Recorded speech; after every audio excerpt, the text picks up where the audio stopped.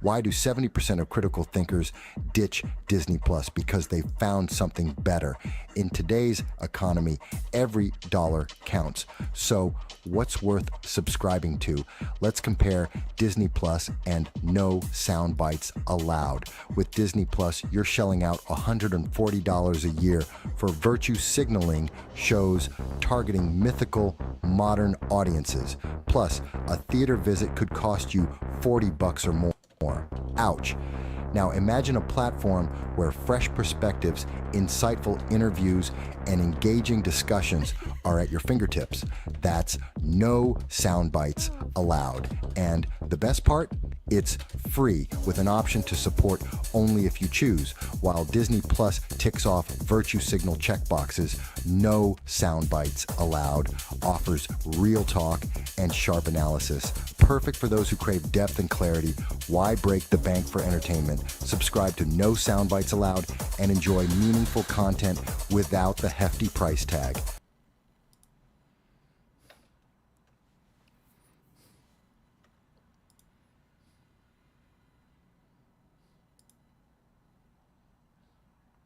All right, everybody. Hello, and thank you for joining us. This is No Soundbites Allowed, and I am your host, Michael Voss, the political dragon here in our offices in the Bronx, New York. Today is October 6th. It's 2:30 in the afternoon, and I am happy to join each and every one of you. I thank you for taking time out of your day to be with me. Now, for those who are new to the channel, we appreciate and thank each and every one of you for spending time with us. We want you to know that we do long-form political commentary talking about issues that affect not just the United States, but the entire world and how it interacts. And we do that because we believe in the First Amendment. We believe in your free speech. That is a birthright of each and every person. Even if your government doesn't agree, even if the internet overlords don't like it, that's what we celebrate here every Sunday, and we hope you will participate because you can, of course, join us on chat. We're on YouTube, on Facebook, on Rumble. You can chat to us as well as provide super chats on YouTube and Rumble, but you can also call into the program, and that is available at our phone, which is 929-715-8569. You'll see above the phone number is passing by. Just in case you miss it at any time, you can always call in, but you can also reach us on chat. We look forward to you being able to do so. We're going to be talking about a lot of things that are happening right now. Obviously, we are about 30 days away from the 2024 election. So we want to update some of our predictions, some of the things that we are seeing happening in that election and how it's going to affect the rest of the world, because we are in a critical time in the world. In fact, tomorrow is the 1-year anniversary of the terrorist attack by Hamas, the terrorist organization, against Israel, in which they killed 12 to 1,400 individuals, including 32 Americans. They took 22 Americans as hostage. They killed 17 British, 9 were captured as hostages, and they have tortured and sexually abused those American citizens, God knows, maybe every day since the day that they were taken. We have seen that out of those 22 Americans that were taken hostage 1 year ago, we know that, well, essentially, 2 were released, and 2 have been killed, and the rest, well, we have no idea. That is an amazing amount of Americans that have just gone to the wayside. They have just disappeared. We're talking about 19 Americans that the Biden-Harris administration has ignored. They stopped talking about them. After November 2023, you never heard from American news media or the Biden-Harris administration anything about those individuals. And over time, we have seen that the number of hostages, American hostages in particular, has decreased from 19 to, depending on the efforts, the organization you're looking at, to somewhere around 4. About 15 Americans who have not returned home, who have not been found dead, have just disappeared. They stopped being counted to reduce the impact of this horrific attack against civilians. This is horrific. Horrific. And yet we have no action that has been truly done to get these people home. The American government, the Biden-Harris administration, have had a hands-off reaction to this. And literally, while they promise, there'll be a ceasefire, they'll get them home, nothing has been done. Nothing concrete has moved forward because Hamas refuses to release the hostages. And it is our belief, and you will see this tomorrow, some news media will have to mention this. Hamas has refused at every single turn to have a ceasefire deal that they have been offered multiple times, guaranteed by the world that if they return the hostages to each of the various countries, some 30 countries that hostages are being held from, that if they return those hostages, there would be an immediate ceasefire. Overnight, they could have a ceasefire, and they refuse to do so. We believe the number one reason why Hamas will not accept a ceasefire is they are terrified that the American people in particular will find out that the American hostages, all the remaining hostages, have been killed by Hamas. Not Israel, not by bombing, not by any other action, but by the hands of Hamas through torture and sexual abuse. And because of that, the American people, who are notorious for overkill, who are notorious for going to war and trying to obliterate those countries and organizations, those terrorist cells that have killed American citizens in the past. Just look at what happened after 9/11. They are terrified that America will seek retribution for killing hostages, American civilians, for no reason other than Hamas is a genocidal terrorist organization seeking to kill anyone and everyone that doesn't believe what Iran believes. That is our presupposition. That is what we believe at this time has happened to the American hostages. And neither Joe Biden nor Kamala Harris will speak about this. Most of the American news media refuse to address this and have downplayed this as much as possible to minimize the impact in the 2024 election.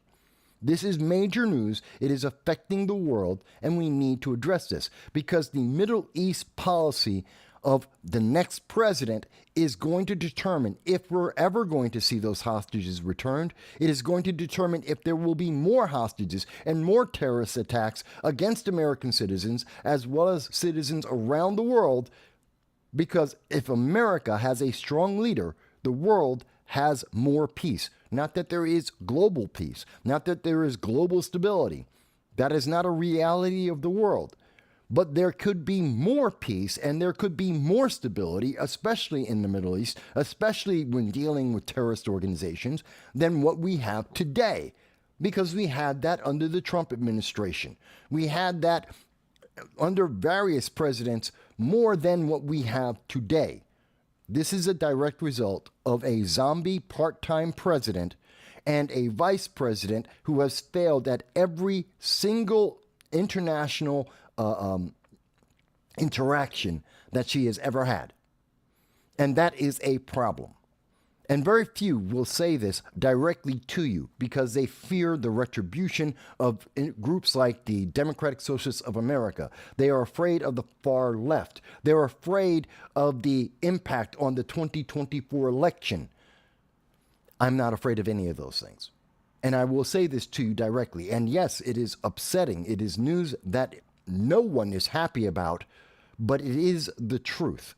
And only by dealing with the truth, not my truth, not your truth, but the truth, that is the only way that we can resolve this in any fashion and try and ensure greater stability and peace going forward. That is what I believe. But you may disagree, and that's okay. If you do disagree, you can always respond again through the chat, super chat, or to call into the program. We are always welcome to hear any voice, especially if it disagrees, to tell us how do we misunderstand? What is it we don't understand about this? But I think it's very important. And so the format on the program, for those who are new, we want you to know we start off always with any breaking news if possible. We then go into international news, and then we go into the domestic. At all times, we're looking at the perspective of how America is being affected and how America affects the rest of the world. So that's what we're going to be talking about a bit. But I think we have been nonstop discussing the outcome from the Biden-Harris administration since August 17th of 2021, and how that has been negatively impacting America. These are all direct consequences of Joe Biden deciding to run away from the Taliban in Afghanistan. That is the domino that started every other international incident that we are now dealing with. It is a direct consequence. When the world saw America abandon 5,000 American citizens in Afghanistan, gave the keys to the country, billions upon billions, literally tens of billions of dollars of weapons, ammunition, bases, and cash to the Taliban, that was the key. And every world leader knew Biden-Harris cannot be trusted. They will not support stability and peace, that they will run away because of politics, because they want to win the next election. I know there are Democrats and leftists who will say, Mike, but that's just so harsh. It's the truth. Whether you like it or not, whether you're a Democrat, whether you like Biden and Harris, and whether you like them or not, that is the truth. It is not just a political truth. It is the truth. That was the domino that then allowed, immediately after we ran away from Afghanistan, Putin went into the Ukraine because he knew he would not suffer consequences from his action, and he has not. That we saw China turn around and tell the Biden administration that they absolutely will go into Taiwan, and they will do so by force, threatening Japan and South Korea. That was when North Korea began to shoot off missiles en masse, having now fired more missiles, rockets, and ICBMs than at any time under any presidency before. In fact, in 3 years, they fired off more missiles than any president in 8 years combined, threatening South Korea and Japan and the Philippines. And we have now seen that China is in a constant conflict with the Philippines right now, on the verge of entering into an actual war. It is a Cold War at this time, many skirmishes, right on the edge of an actual war. And where is the Biden-Harris administration? Where is America's leadership? Because we have treaties, ironclad treaties with the Philippines, with South Korea, and especially with Japan, that guarantee that the United States will always take their side in a conflict, regardless of whether they are right or wrong, and that we have not lived up to these treaties, so much so that Japan has now decided, after seeing what happened in Afghanistan, after seeing how the United States has responded to the Ukraine, after seeing how the United States has responded to American citizens being taken hostage by a terrorist organization, they decided they can't trust America under a weak president, and they are building the first army in Japan since 1945. That's how much lack of faith exists in the world amongst our closest allies. No one wants to tell you this because it's upsetting, but it's also the truth. And that's why they don't want to tell you that, because if you know that, you have to consider, who are you going to vote for? Who do you want to lead this nation? What is actual leadership rather than posturing to get more votes? And that is the perspective that we have here. Again, this is based on the facts at hand. Regardless of the politics you may have, this is the reality of the world that we are living in and how the world is reacting. Now, that's a lot to say. Wow, we started off with a little bit of a kick today. And I know a lot of people would prefer to watch the various football games tonight. They're looking at the housewives of I Don't Give a Damn and 90 Day Fiancé fiascos. I understand why people want to escape because it is a lot to deal with. And they don't want to deal with this on a daily basis, but we are in the middle of an election season. We are 30 days from the 2024 election. And we must understand the realities of the world as it exists when we consider who will be in the White House, who will be guiding not only the United States, but the world. And will they be able to guide the world into a more peaceful situation, or will it be more rogue, more chaotic? Because those are the only two choices that face the world and the United States as a consequence of the 2024 election. And the world is watching. They are looking at this and they are calculating based on who will likely win. It's a big burden on us. It is a huge responsibility. And these next 30 days will make a huge impact on what will happen next in the world. Okay, so I've said a lot there. Let me start off. There really isn't quite breaking news, but there is news that I do want to address. One of the things that I think is very important is that we now see, according to CBS News, that as of the 6th, today, there were 8 individuals from Tajikistan who were believed to be connected to ISIS. So they were 8 known or suspected ISIS members that entered into the United States through the open border policy of the Biden-Harris administration. And they have been in California. They've been in the United States for about a year. And they have finally, after a year, been removed from the United States. But the question not really addressed by CBS is, what have they done? Now, federal agents arrested these individuals because they are tied to ISIS, an organization that wants to kill everyone and anyone in the world that does not believe in their religion the way that they do. And we know that in June, we have found out that these individuals entered through the southern border, the open border policy, and went into L.A. And we believe that they were coordinating raids in L.A., in New York, and Philadelphia, that they were planning terrorist attacks. Finally, they were captured by the FBI, and they have now been deported. But the damage that comes from this is unknown. They have been here for far too long. How many cells did these individuals create or participate with? What were the plans that they were putting in place, looking to disrupt and attack the lives of American citizens and others? And in particular, civilians. Because terrorists attack everyone. They don't look at military targets. They go after women and children. They go after the elderly and the disabled. They go after everyone who does not believe what they believe, and they do not care. They just want them dead. And that should terrify people.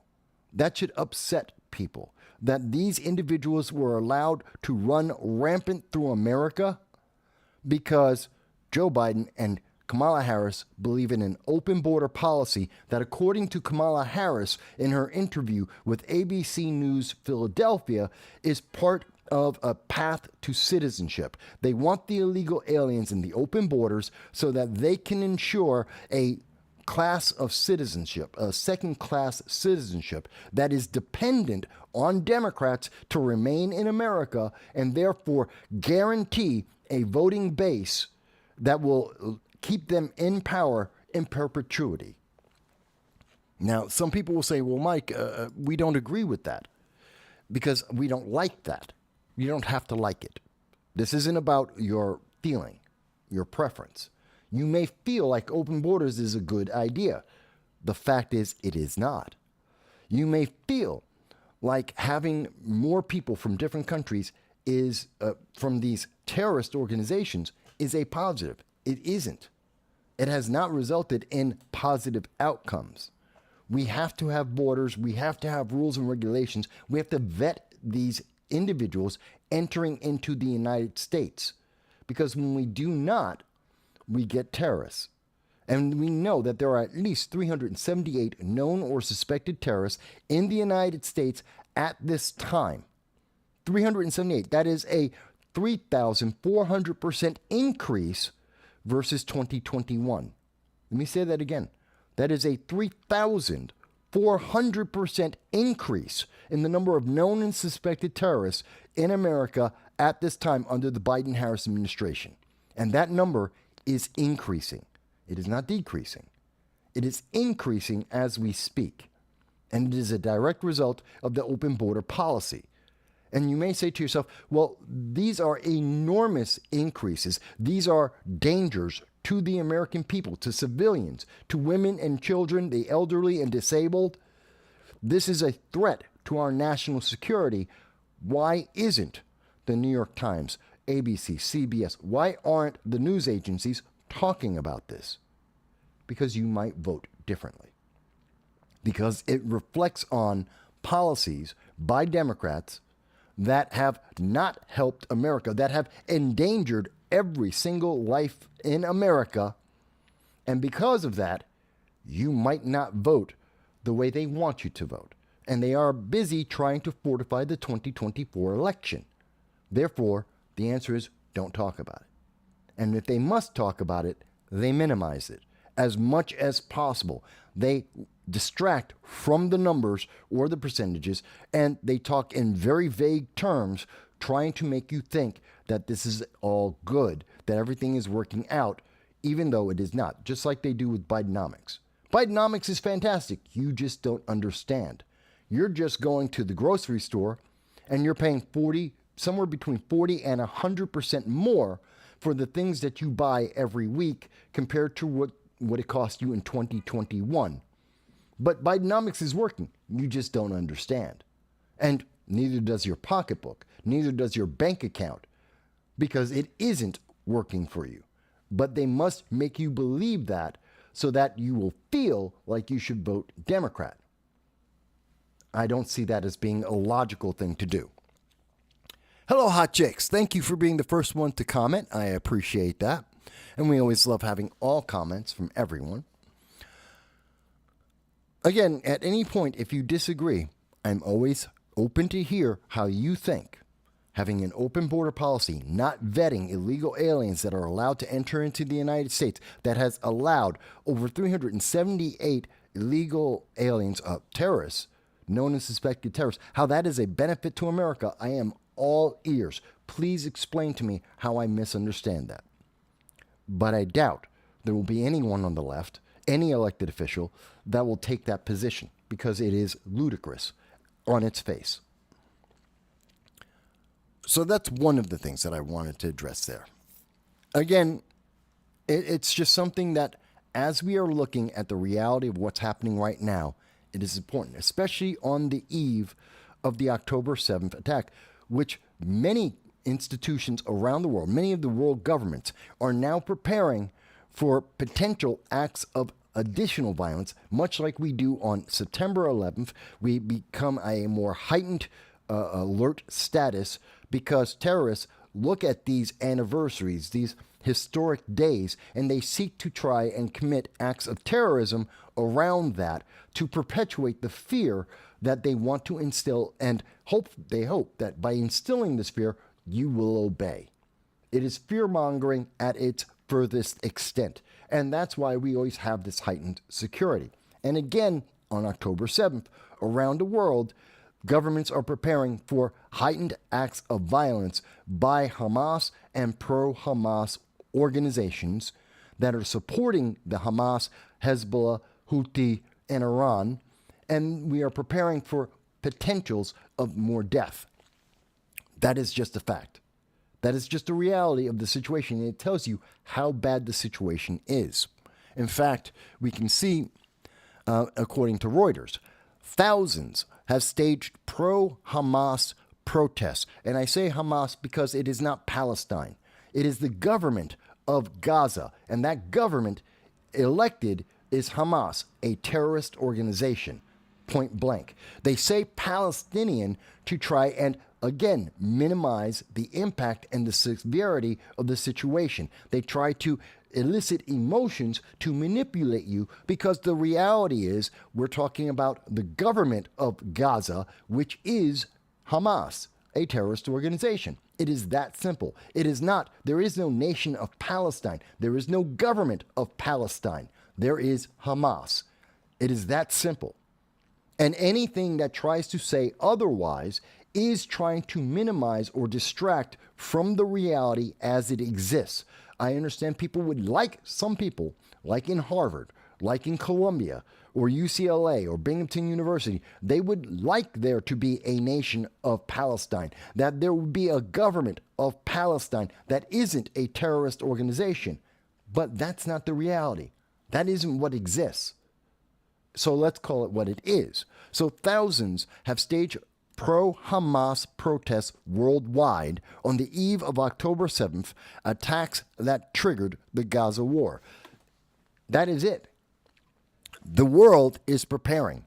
They know that groups like the Democratic Socialists of America, that colleges and institutions like Harvard and Columbia and UCLA are going to, I don't even understand why or how, they're going to be backing up and saying Hamas is great. Hamas is the good guy because Israel somehow is the bad guy. And I understand you may not agree with the Gaza war.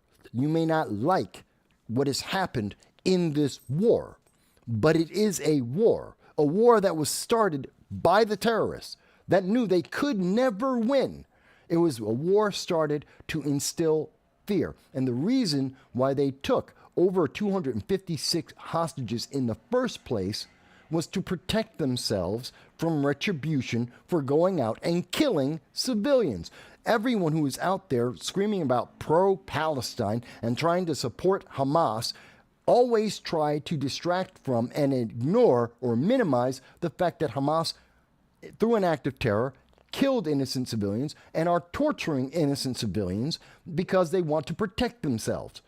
They don't want to suffer the consequences of their actions. It's amazing to me. It is amazing to me. And again, people may disagree. I have been talking about this over and over again because no one in the mainstream media really wants to talk about this. They do not want to spend time. They want to give you 30 seconds of this and move on to the next story. And they hope that by overwhelming you with any and every other news story they can, that you will not pay attention, that you will just go with the headline and assume whatever it is that is pro-Democrat and just go with that. But there's so much more involved here. Because it is firmly in our belief that if we allow Hamas to continue, then, especially in the manner that they have been going, they will do this again. They have no reason not to do this again. And we will see Hezbollah and the Houthis continue to do their proxy war. This is all because of Iran. Iran is funding and directing and training and arming the Houthi terrorists, the Hezbollah terrorists, the Hamas terrorists, and other terrorist organizations around the world. And what is one of their number one targets besides Israel? The United States, American citizens, everywhere in the world.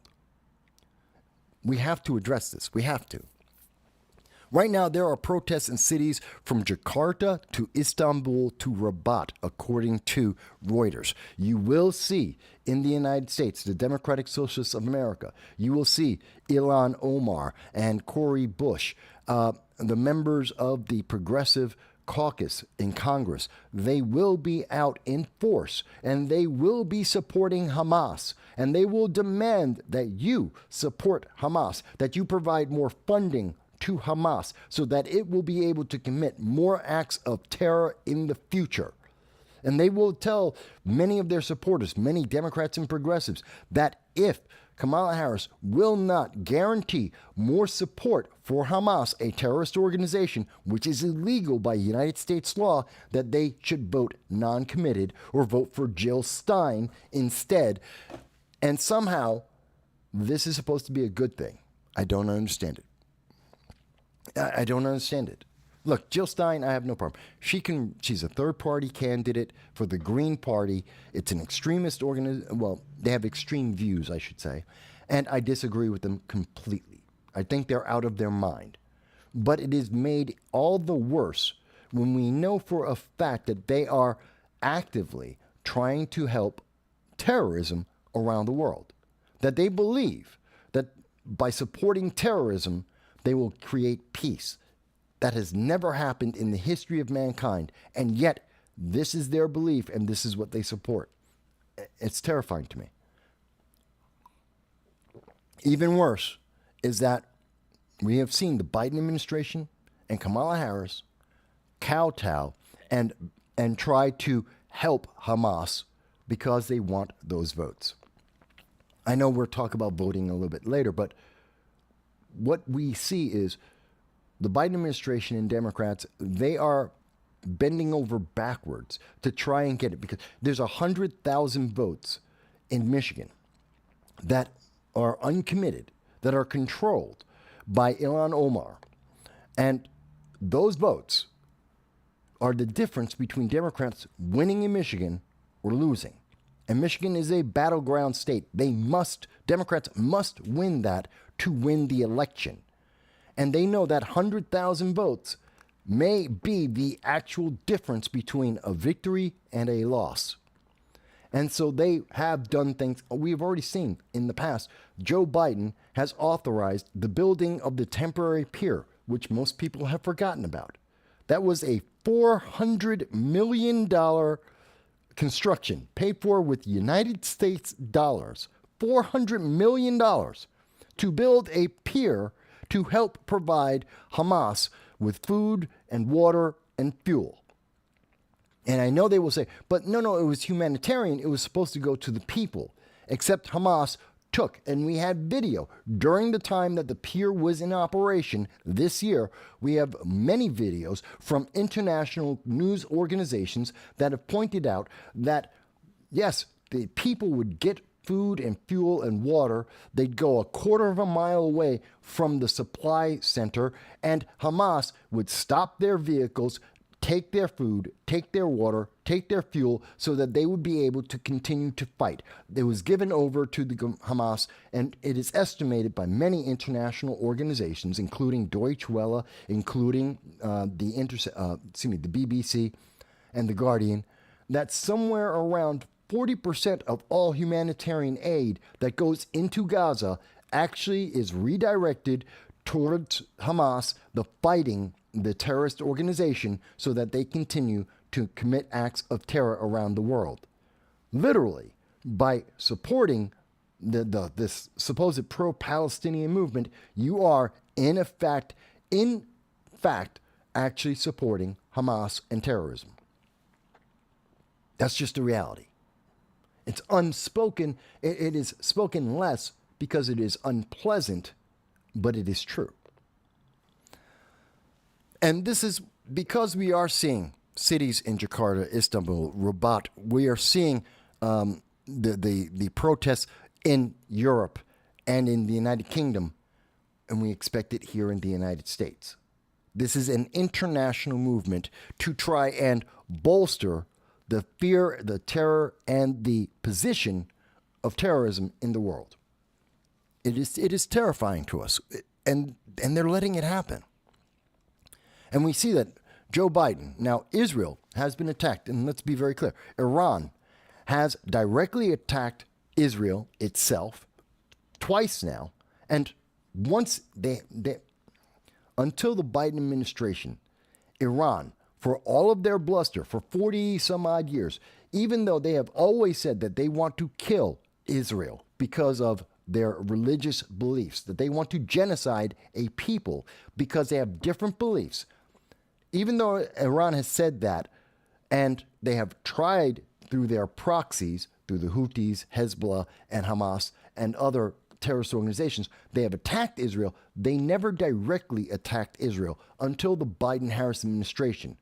Not until we found out that Joe Biden is a part-time zombie president who only works from 10 a.m. until 4 p.m. 5 days a week. When that was something that was realized by the world factually and completely, that there was no dodging that could be made, that we know that Joe Biden is mentally incapable of performing the duties of the president and should have had the 25th Amendment enacted against him years ago, that's when they said, okay, they will directly attack Israel because the United States, the number one ally of Israel, will not respond appropriately. The United States is not in a position to provide our ally with the defense that they need. And therefore, there was nothing to prevent the attack. And Iran attacked Israel for the first time ever this year. They have now attacked Israel directly for the second time this year. It is unprecedented in the history of mankind, and that means that this will continue to happen. Now that the Pandora's box has been opened, they will continue to take more aggressive steps whenever there is a weak president in the White House, when the United States is under the control of those weak-willed and those more predisposed to trying to win the next election, then rather than consider the consequences on a global stage, they will attack because they believe in genocide. Iran believes in genocide. And that means American citizens are in danger because the second largest target for Iran, besides after Israel, is the United States and American civilians. They do not care what your political beliefs are.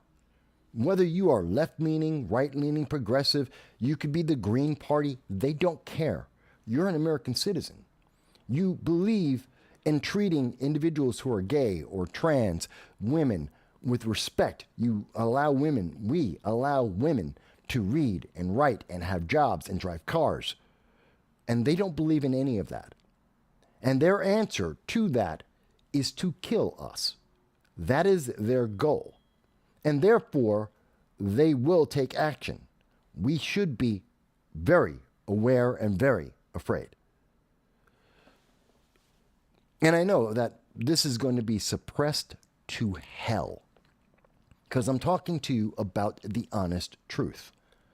Things that are empirical, that are factual, that are backed up by international news organizations across the world. But because I am saying that, and this is 30 days from an election, YouTube and Google will do their damnedest to suppress the hell out of this entire conversation because they do not want you to think about this. They do not want this discussed. They do not want you to consider what consequences come from the vote that you will make. Please like, share, subscribe. Please.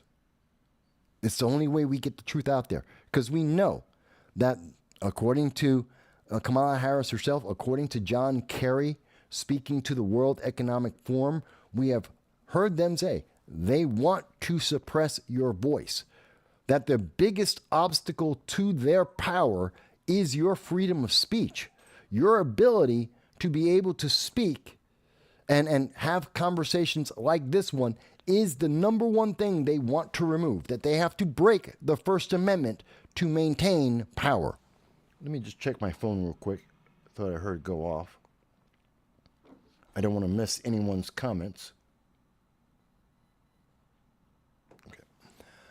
I know it's a heavy subject. It's a heavy subject to talk about, but it is important. So Joe Biden, Israel, having been attacked by Iran directly, having been attacked by Hezbollah for a year, and having Hezbollah prepare to fire 6,000 rockets all at once, seeking to overwhelm the Iron Dome shield of Israel, trying to overwhelm the defenses to kill indiscriminate random citizens, that is an act of terror, indiscriminately just bombing in anywhere that civilians might be with 6,000 missiles trying to overwhelm any and all defenses, Israel reacted first. They used targeted bombing, the most precise and targeted bombing that we have ever seen in the history of mankind, with pagers and with walkie-talkies, and then followed it up with a land invasion. Now, you may disagree with the land invasion portion. I will not dispute that. But that isn't America's problem. To be fair and to be honest, that's not America's problem. That's Israel taking care of its borders, taking care of its people. But where's America? Well, America is Biden, as Joe Biden says that he opposes any Israeli strike on Iranian nuclear sites. But Iran is losing. Iran is not getting the effect that they want. They fired 180 missiles. None of them struck Israeli civilians. So they're desperate. They need to make an impact. They need to show the rest of the Middle East that they're strong. They have been developing nuclear weapons even when there was an Iran nuclear deal. They were building better missiles because of the money provided by the Iran nuclear deal. They have been building their nuclear capabilities because Joe Biden lifted sanctions that were put in place after the Iran nuclear deal was ended. That he lifted the sanctions, and that enabled them to build more nuclear facilities and to expand their capabilities to now make a nuclear weapon. And they have already developed, because of the Iran nuclear deal, the ability to have missiles and rockets and ICBMs that can reach at least to Europe, if not further. And Joe Biden is now upset with Israel, who Israel is the front line. Israel is the number one source of trying to hold back Iran by limiting their nuclear capabilities. It isn't the Iran nuclear deal. It isn't the strong policies of the Biden administration. It is literally Israel taking action to limit and destroy many of the nuclear capabilities of Iran. And Joe Biden's against that. Does that make sense to you? Because I understand why Joe Biden's doing it. It's because Kamala Harris needs votes. Democrats need votes. They need votes because their base is always moving further and further left. Because Michigan and the Dearborn, Michigan Democrats like Hamas. They support Hamas. They support terrorism. Whether they want to call it that or not, that's what they are supporting. And because Joe Biden and Democrats need those votes, Joe Biden's willing to say, oh, no, let Iran build nuclear weapons. This doesn't make any sense to me. And if there's anyone who's watching this program, whether you're on Rumble or you're on YouTube, if it makes sense to you, please tell me how. Please tell me why you think this is a good strategy. Why, in the absence of leadership from the United States, in the absence of the United States taking any action to curtail Iran, why are we upset that Israel is doing what the United States is afraid to do? I don't understand this. Especially when we know the consequence of this is that if this isn't done, if Iran is allowed to mass produce nuclear materials with their improved rockets and missiles thanks to the Obama-Iran nuclear deal, everyone in the Middle East, everyone in Europe is endangered. And eventually, they will be able to reach the United States. And they will be able to reach, U.S. citizens in all of those places, in Europe and around the world. And so we should be afraid.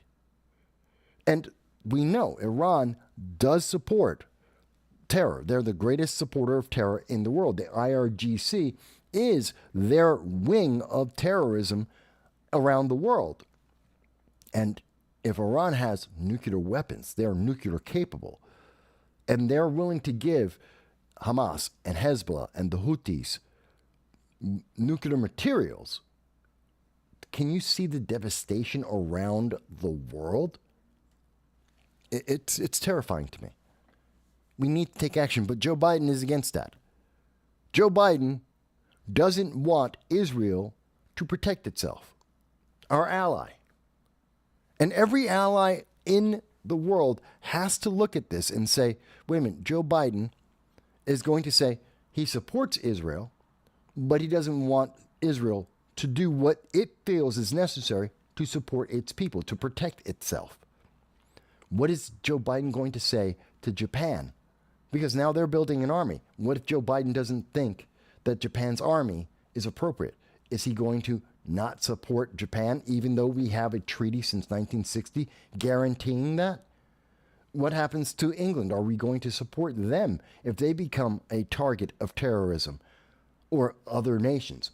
Would we not support them under a Joe Biden or Kamala Harris or leftist Democrat presidency? Do they have to now wonder what will America truly do to protect them as we have promised that we would do? I think this is important. I think this is very important.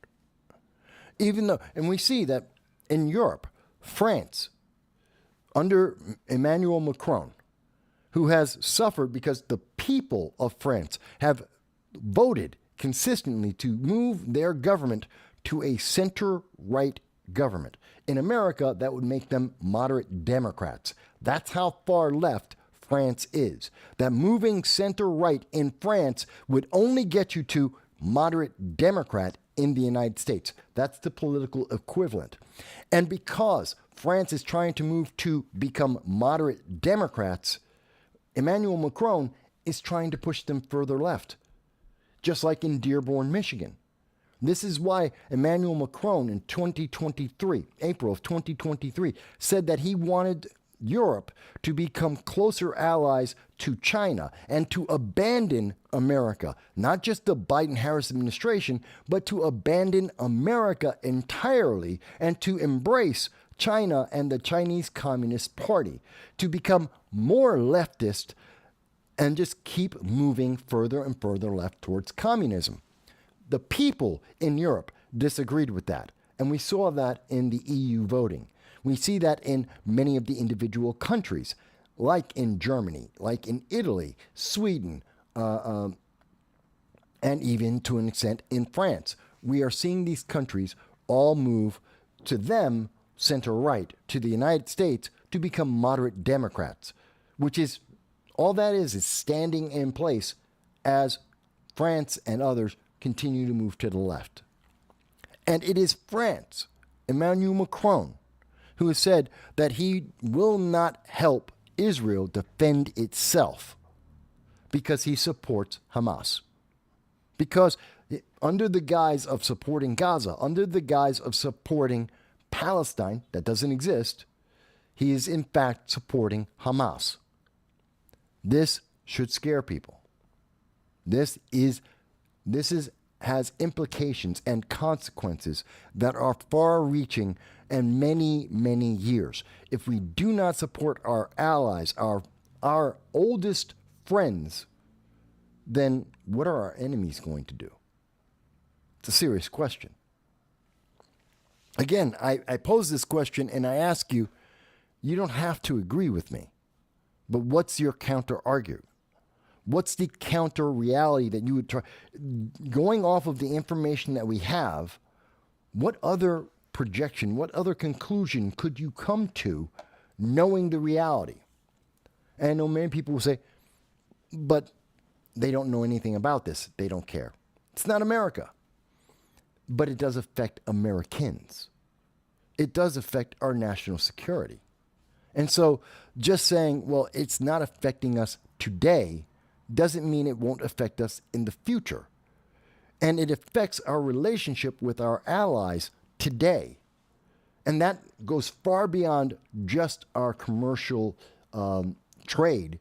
It goes to every aspect of our life. I think that's critical. Again, no one wants to talk about these things. And as a direct consequence of this, we are seeing that the Biden administration, by its weakness, by its lack of leadership, by its lack of foreign policy, and right now, I dare anyone, what is the Harris-Walz Middle East or even international policy position? What do they stand for? What is it? What is their theme for their international policy? Because I can tell you under the Biden-Harris administration, there is none. It's piecemeal. They have no idea. They have no overriding strategy, no overriding thought. It's get through the next election. Let's not talk about international politics because most Americans don't really know a lot about it. So let's ignore it completely, deal with things one by one, and not talk about it. That's why there are 70,000 Americans that have been abandoned by the Biden-Harris administration with very little fanfare. 5,000 in Afghanistan, 10,000 in the Ukraine, 16,000 in the Sudan last year, 40,000 Americans in Haiti right now. We don't talk about any of that. We should. These are American citizens we're talking about. It is the obligation of the government to protect these American citizens overseas, but we aren't. And instead of actually addressing that at all, the news media doesn't talk about it because they have to fortify the election. And if you discuss this, you might change your vote. And I think that's critical to understanding it. Think about this. The United States has one declared proxy war. We are using the Ukraine to fight against Russia as we speak. We are lukewarmly supporting our ally Israel, sometimes against Hamas, but not necessarily against anyone else. Well, we're also fighting in the Red Sea. The Red Sea is an undeclared war. We have been fighting for 10 months in the Red Sea. Our military ships and our civilian ships, and as well the ships of our allies, have been under fire for 10 months. American soldiers, our Navy, have been killed because of these attacks. Ships have been sunk because of these attacks. That is a war. We're fighting a war against another terrorist organization, the Houthis, who are puppets for Iran. They get funding directly from Iran when they're not getting funding from the Biden-Harris administration. They get their rockets from Iran. They get their training from Iran. Notice the route comes back to Iran, but we are, in fact, having a war in the Red Sea right now, which is why we have constant sorties and bombings going on in Yemen by the United States. It's just not talked about. It's happening. The international news like the BBC are covering this every day, but CNN, MSNBC, ABC do not want to tell Americans that this is happening, nor to consider the consequences of this happening. They don't want to deal with the fact that we are in a war. We are in several wars, undeclared, but nonstop all the same, because that could change voting. Because Americans would ask for, what is our policy? What is our international stance? What are we going to do about this? Do we have a plan? Because it doesn't seem to be a plan. We're just reacting individually to everything. These are coordinated attacks. Again, we can point and you can see the direct connections between the Houthis and Iran, Hezbollah and Iran, Hamas and Iran. We can see where the money, the missiles, the training, we can see the connection of all these factors. So we should have a policy that deals with these individual groups and the overriding connections that they have. But we don't. There is no policy. None whatsoever. I don't care how much of a leftist you may be, how bluer than blue, vote blue no matter who you might be. There is no policy that can be described that says this is the international policy of the Biden-Harris administration, or the Middle East policy of the Biden-Harris administration, or the Houthi policy of the Biden-Harris administration. Hot Chick says, this is the Simon Says administration. I truly believe that. I think you're very accurate about that, Hot Chicks. That is very accurate. Because we deal with one hot potato, not realizing that there's 4 or 5 other hot potatoes all around the world that we're not addressing. While we have an open border and we let in potential terrorists from these hot zones, we're allowing in people from Yemen through our open border without vetting who they are. They could be Houthi terrorists. We know we have caught terrorists trying to enter the United States this year, trying to get into New York State, who are members of openly admitted members of Hezbollah that were trying to go into New York State so that they could commit acts of terror to blow up buildings. That is a fact. They told us. It was reported by the United States Department of the Customs and Border Patrol. We know this. It's quoted in the New York Times. And yet, we have no plan. We have no theme. We have no idea how to deal with this except on a case-by-case basis, as if this is all completely separate. There is nothing tying it all together, that there is no organization to it. It's just random. It's not. And the world recognizes that. Every other country in the world recognizes the obvious connections and facts in front of us. They all have plans, and they're saying they have to make plans without the United States.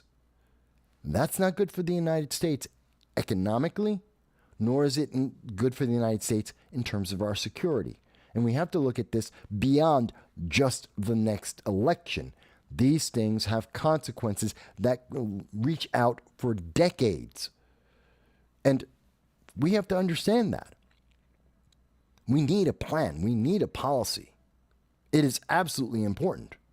We've had them in the past. We don't have one now. And we are seeing the results of that. U.S. warships and planes strike Houthi targets in Yemen again, continuously, for 10 months. That is a war. That is an undeclared war. That is an unconstitutional war, as Congress has not authorized this. Yet we are continuing, because Joe Biden said to do this as a piecemeal action, we are continuing to fight against Iranian-backed Houthi terrorists. It's in the first sentence of the article from the BBC, written 2 days ago on October 4th. U.S. military says it launched strikes on the Iranian-backed Houthi terrorists in Yemen, hitting 15 targets. That is a war. That is a war. Why are we not addressing it as such? Because you might change your vote. Because you might understand the consequences of having a weak leader without a plan. And I understand it's very difficult for Joe Biden, because he is a zombie part-time president, to have a plan. He only has between 10 a.m. and 4 p.m. every day to put together a plan and to make it cohesive. You can't do that. Whoever is running the country 18 hours a day, and I don't know who it is, and your guess is as good as mine on who is running America when Joe Biden is incapacitated, it appears it's not Kamala Harris. So I don't know who, in fact, it is, and I don't think anyone else knows who it is. I've heard the jokes. It's Joe Biden. Maybe. I can't say it isn't, but I don't know who it is. And that's why we're piecemealing this, why we're still fighting a war in the Red Sea 10 months after it started. And it started because the Houthis are supporting Hamas. Terrorists are supporting terrorists to attack America and our allies. And we have no plan on how to deal with that. Going on in the BBC article, since November, that is a year, that's 11 months actually, since 2023, November 2023, the Houthis have launched attacks on around 100 ships, most of those being American ships, both military and civilian, in the Red Sea, sinking 2 vessels. The rebels group say the attacks are in retaliation for Israel's military campaign in Gaza that was started by Hamas, a reaction to the murder of civilians and the capture of hostages by Hamas. But the Houthis don't care because they believe in genocide. They believe in killing people who do not believe the religion that Iran believes. We have to look at this in its completeness to understand it. What is our policy to deal with that? Because American lives are at stake. Look, let me back up a second. There are many, many Democrats and many Americans who are saying, fewer Americans, more Democrats, but there are many on the left who are saying, well, we need to end all the wars. America shouldn't be involved in any war. That's a great idea. And I celebrate that, if it were true. And in a rose-colored world, that might be possible. That's not the reality. Why am I worried about what's happening in Gaza and Hamas? Why am I so adamant about this? It's not because of Israel. To be honest, it has very little to do with Israel. Although they are our ally and we should support our allies, it's not about Israel.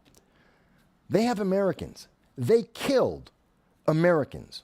They continue to kill Americans. Just a month ago, they killed an American hostage rather than allow him to be released and to go home.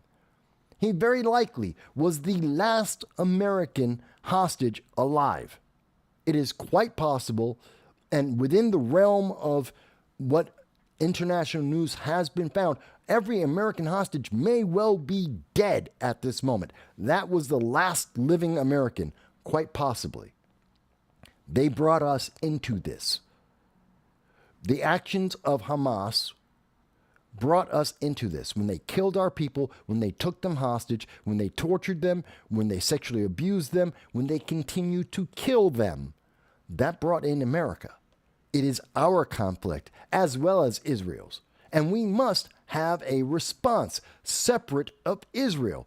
America must have a policy. How do we deal with terrorist organizations that are open to the world? We know who it was.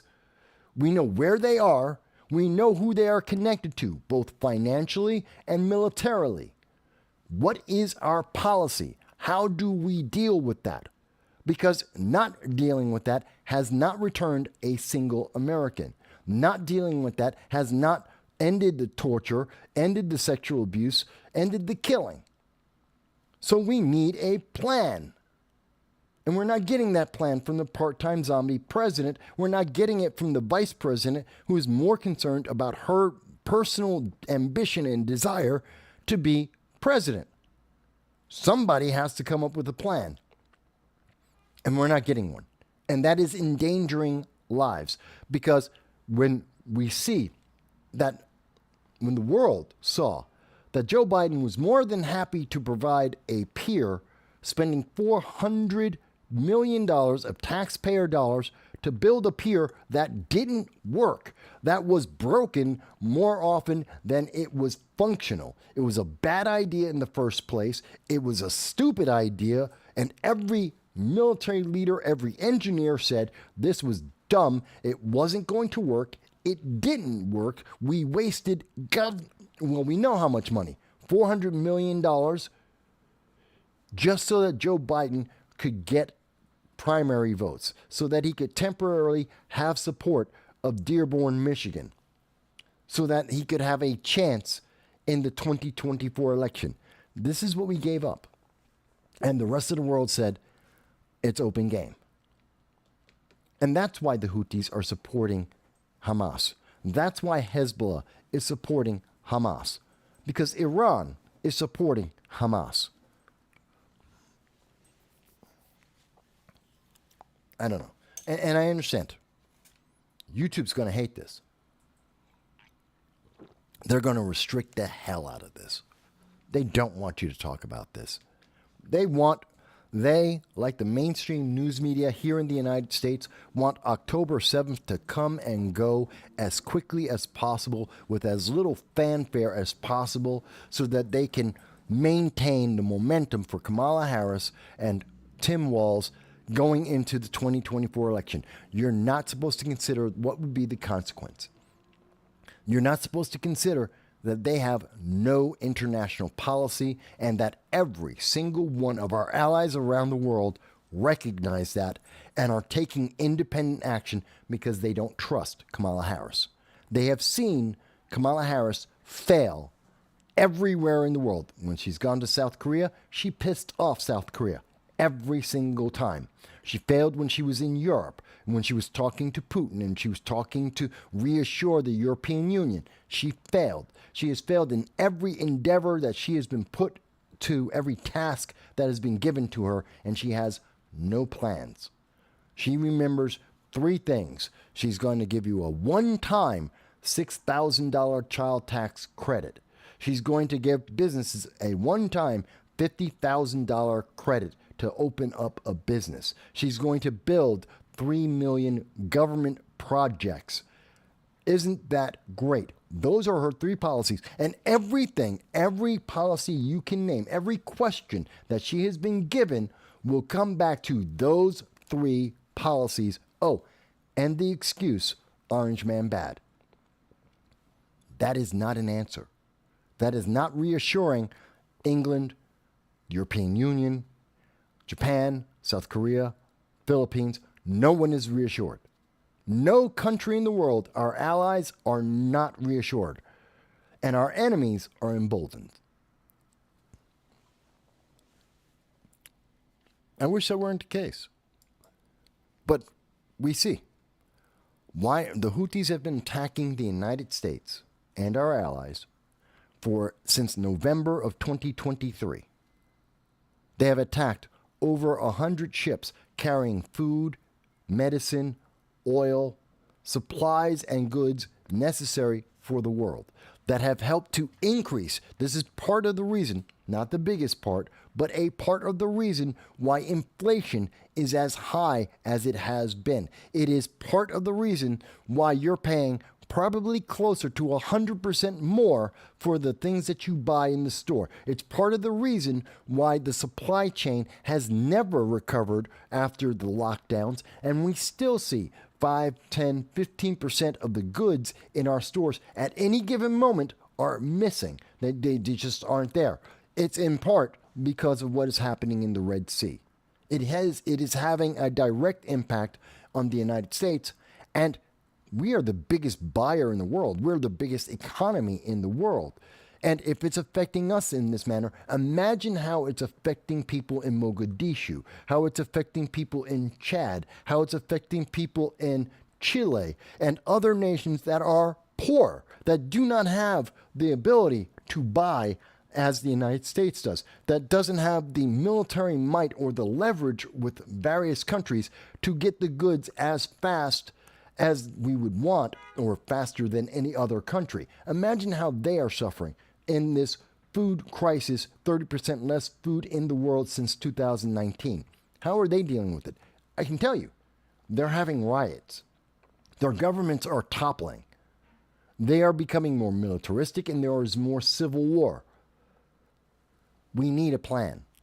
It's not just for the United States. We need a plan. Because people around the world, they want to talk about the people who are starving in Hezbollah or in Gaza. Really? Well, by 100 ships, more, that's the 100 ships they've attacked. Every ship is being affected that travels through the major route of the Red Sea. That is delays that are affecting every single country, the supply chain and the food chain of every country in the world is affected by this. So this is causing starvation on a global level. It isn't just about the United States. It's not just about Israel or Iran. This is affecting every nation in the world. It is increasing global inflation. It is increasing global starvation. We need a plan. And everyone's looking at America and saying, what are you doing? Do you have a plan? It is not enough to occasionally bomb the Houthis. We need a plan beyond today, we're going to bomb the Houthis. Next week, we might do it again. That's not fixing the problem. It's not even close to even addressing the problem because it hasn't worked. Since November, oops, my camera just died. Since November of 2023, we have been doing the same thing. It hasn't worked. Ever. That's just the reality. Oops. Hang on a second. My camera is down. Bear with me. I have to put it in my backup camera. I don't know why my camera went down. Bear with me as I'm getting my camera in place. Because I do have a backup camera. Where is my backup camera? Hang on. Oh, God, I hate when this stuff happens. Where is...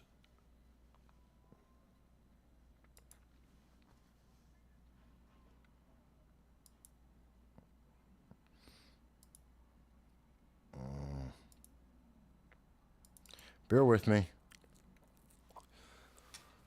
Bear with me. Oh, cameras. It's always something with these computers.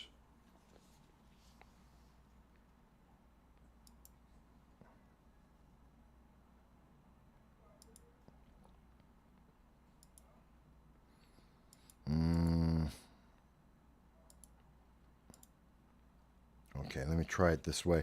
I know, I gotta... there's always something technically going on in the show. This is what happens when one guy is trying to do it.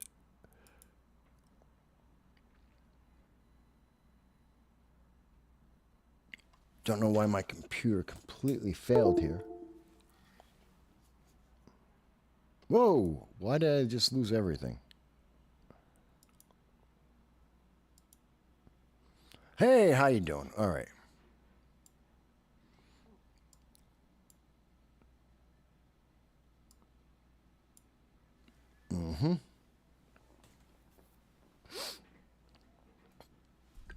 All right, folks. So,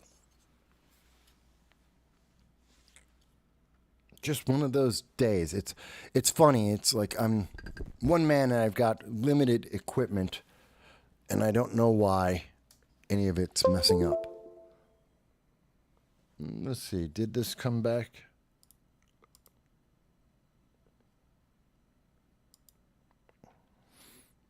No, it did not.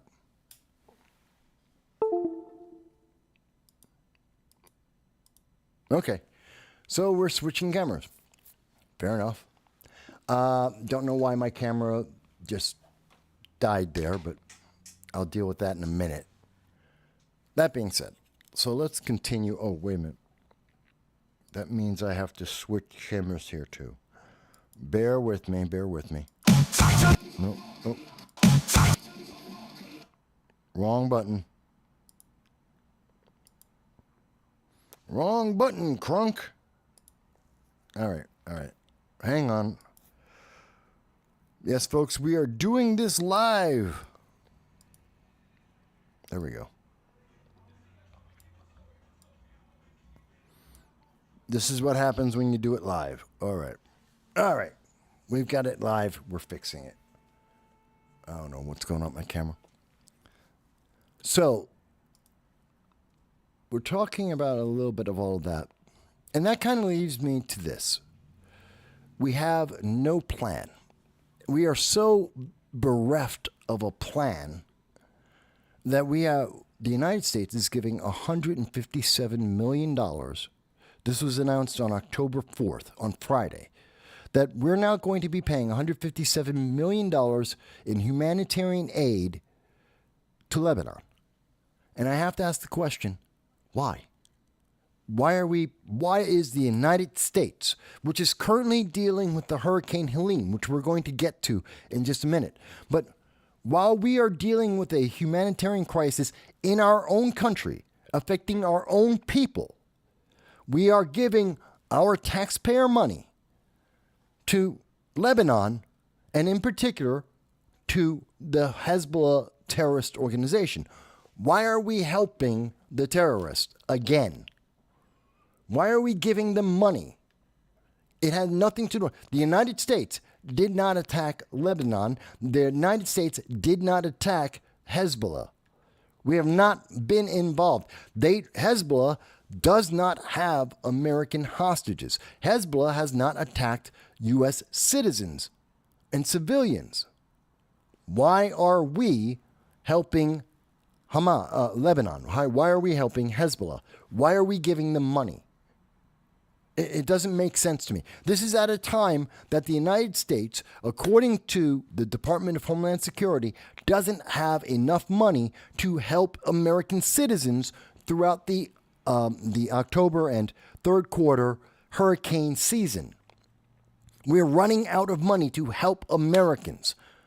And that means we have to print more money, which means we're going to make poor people even more poor, because every time we print money, the value of money goes lower and lower. It hurts the American economy over time.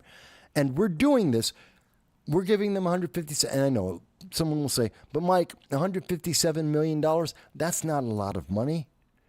I mean, we spend trillions. We have a $6.8 trillion budget that we spend every year.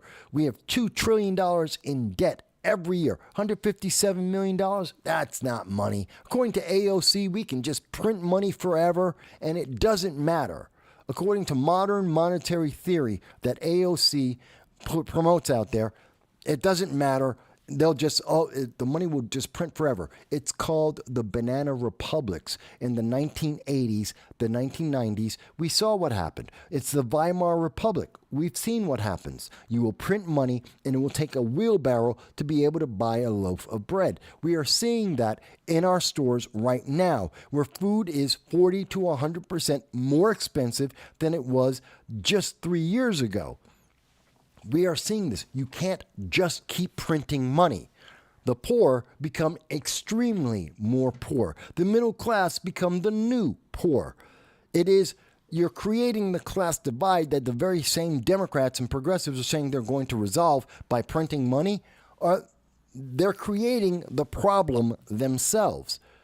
And if we have to print money, why are we printing money to pay Lebanon? Look, I'm not saying that we can't be humanitarian, and I'm going to get to the comment in 1 second. I'm not going to say we shouldn't help, but why are we doing so much right now? Why? So there's a comment from User Has Been Banned. User Has Been Banned says, 157 million is how much a person receiving that aid. I don't have an exact number. And it wouldn't affect per person. I mean, it's not the entire country of Lebanon that is damaged. It's just the southern part of Lebanon, which happens to be on the border with Israel. So you're looking at a very small portion of Lebanon actually being affected. They have a population of less than 5 million people. Right.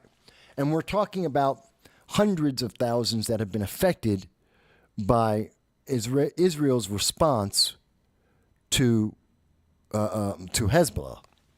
So it would be outsized. We're talking hundreds of thousands, tens of thousands per person in this scenario. You're talking about, even if it were the entire country, you're talking about tens of thousands of dollars per person. But my point isn't about how much money are we spending per person. I'm asking the question, why are we doing it? According to the United States, the U.S.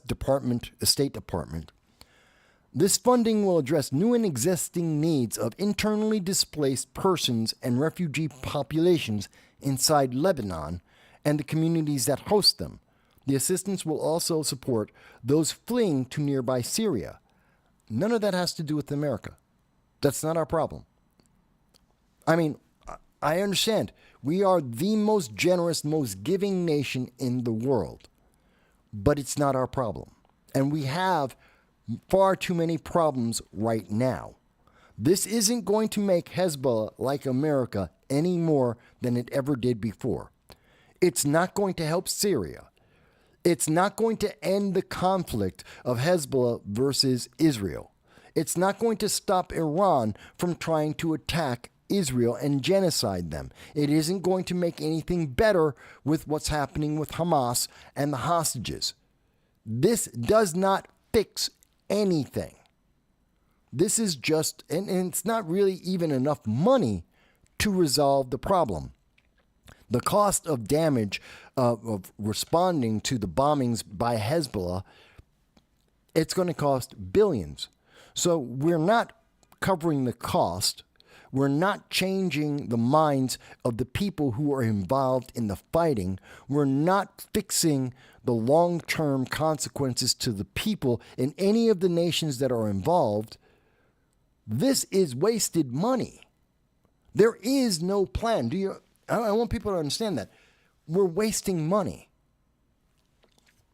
User has been banned, says, 750, I know. And I'm going to get to Helene in a little bit. But yes, it is more money. We are spending more money per person affected by the conflict with Hezbollah in Lebanon than we are for the American people. And I'm getting to that. I am getting to Helene. I am getting to the disparity that we're seeing here. But I want people to understand, why is there a disparity, user? I want people to understand, what is the long-term consequence of this? Because we spent $400 million so that Joe Biden would get 100,000 votes in Michigan. And that helped. The long-term consequence of that, the temporary pier, broke. It's useless. It's no longer functional. It's been broken apart. It's no longer there. So we spent $400 million to be able to put a pier in place for a month and a half that spent most of that time under repair. It did not work. We wasted almost $500 million on nothing so that Joe Biden would get 100,000 votes. That's because we have no plan. We have no plan for Gaza. We have no plan for the Middle East. We just threw money at the problem temporarily to look good. Did that improve our negotiations with Hamas? No. Since that time, Hamas has had at least 4 more times they have been offered a ceasefire. We asked for, give us the hostages and you will be guaranteed a protected ceasefire by the United States. The United States guaranteed that Israel would provide an immediate ceasefire, and 4 times Hamas turned around and said no. So building the pier did not win over Hamas. It did not change the situation that we are directly tied to. It was just a waste of money, and it got Joe Biden temporarily some votes, and it didn't transfer over to support for Kamala Harris. So it was wasted money. It provided no benefit. Now we have this situation that we're dealing with in Lebanon. Hezbollah hates America because we don't believe in the religion like Hezbollah does. Fair enough.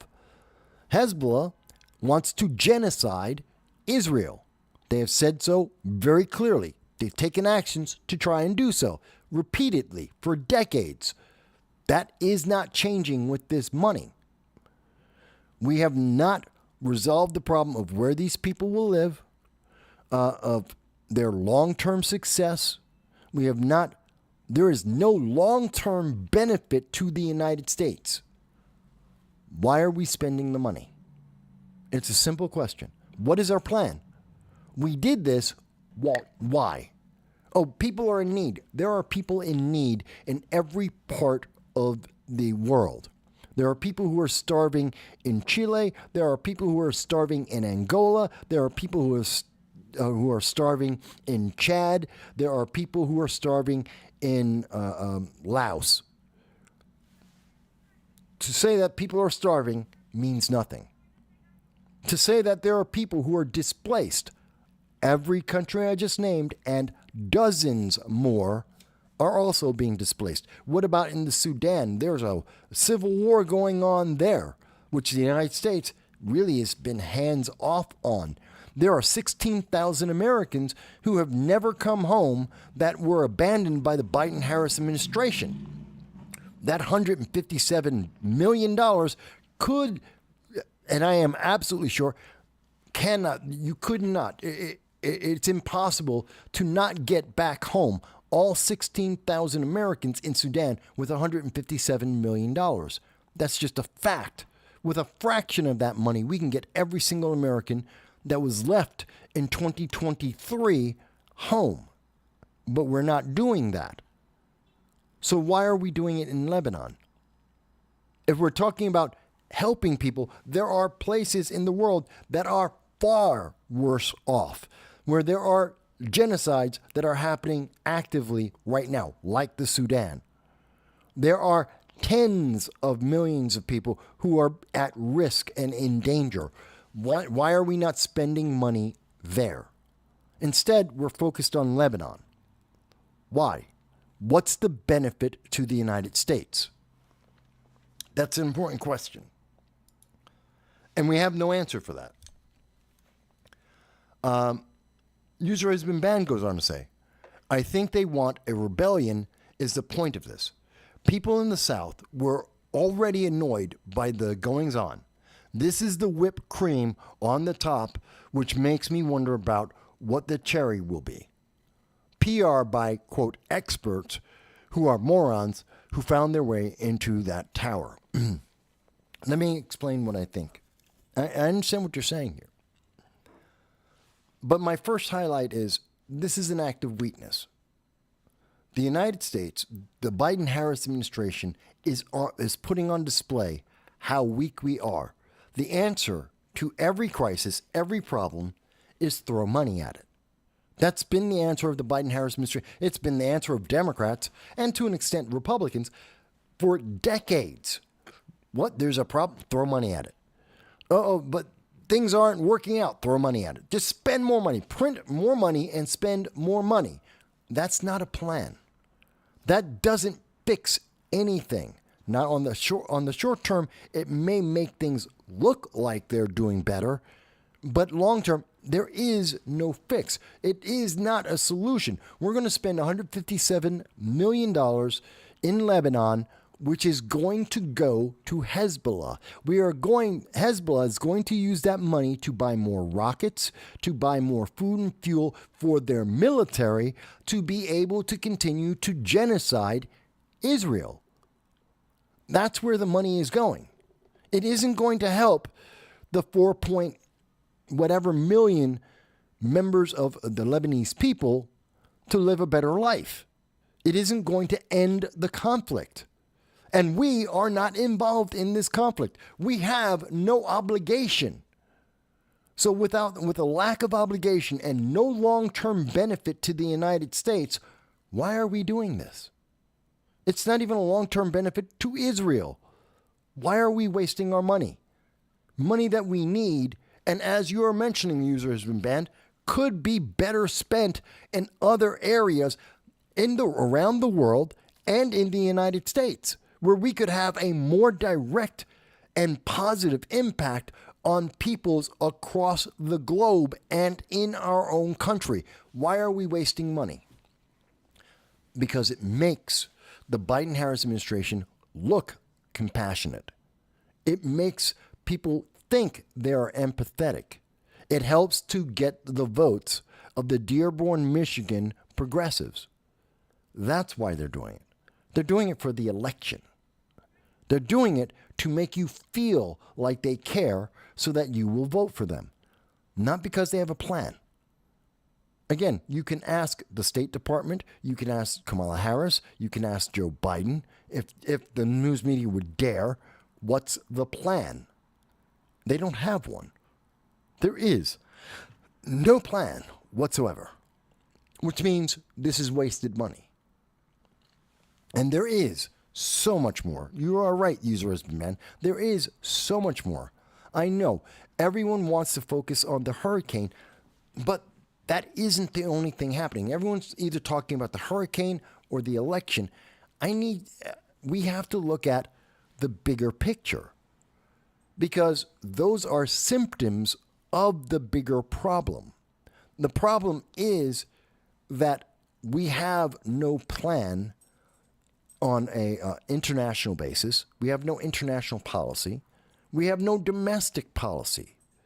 And because we have no plans, and the only solution to every problem is throw money at it so that we can get votes, the problem gets worse. That's the thing we have to address. That's the thing we should be looking at. The problem is getting worse because we haven't come up with a plan. And we're not asking our leaders or those who want to be our leaders, what's your plan? No one's asking Kamala Harris, what's your plan for the Middle East? She doesn't have one. She won't publish one. She won't answer questions about it. And the news media are more than happy not to ask her. We need to know. No one is going to Joe Biden right now who can't remember whether or not there was a hurricane that struck and has been affecting North Carolina. No one's asking him, what's our plan? How are we dealing with the Houthis? How will we deal with the Hezbollah? How will we deal with Hamas? How are we dealing with all this? What is our solution? We don't have one. Drop some bombs, spend some money, and vote. That's the only thing they know. Spend money, drop bombs, vote for us. That's it. This is impossible. Look, I understand. And everyone wants to talk about Helene. Let's talk about Hurricane Helene.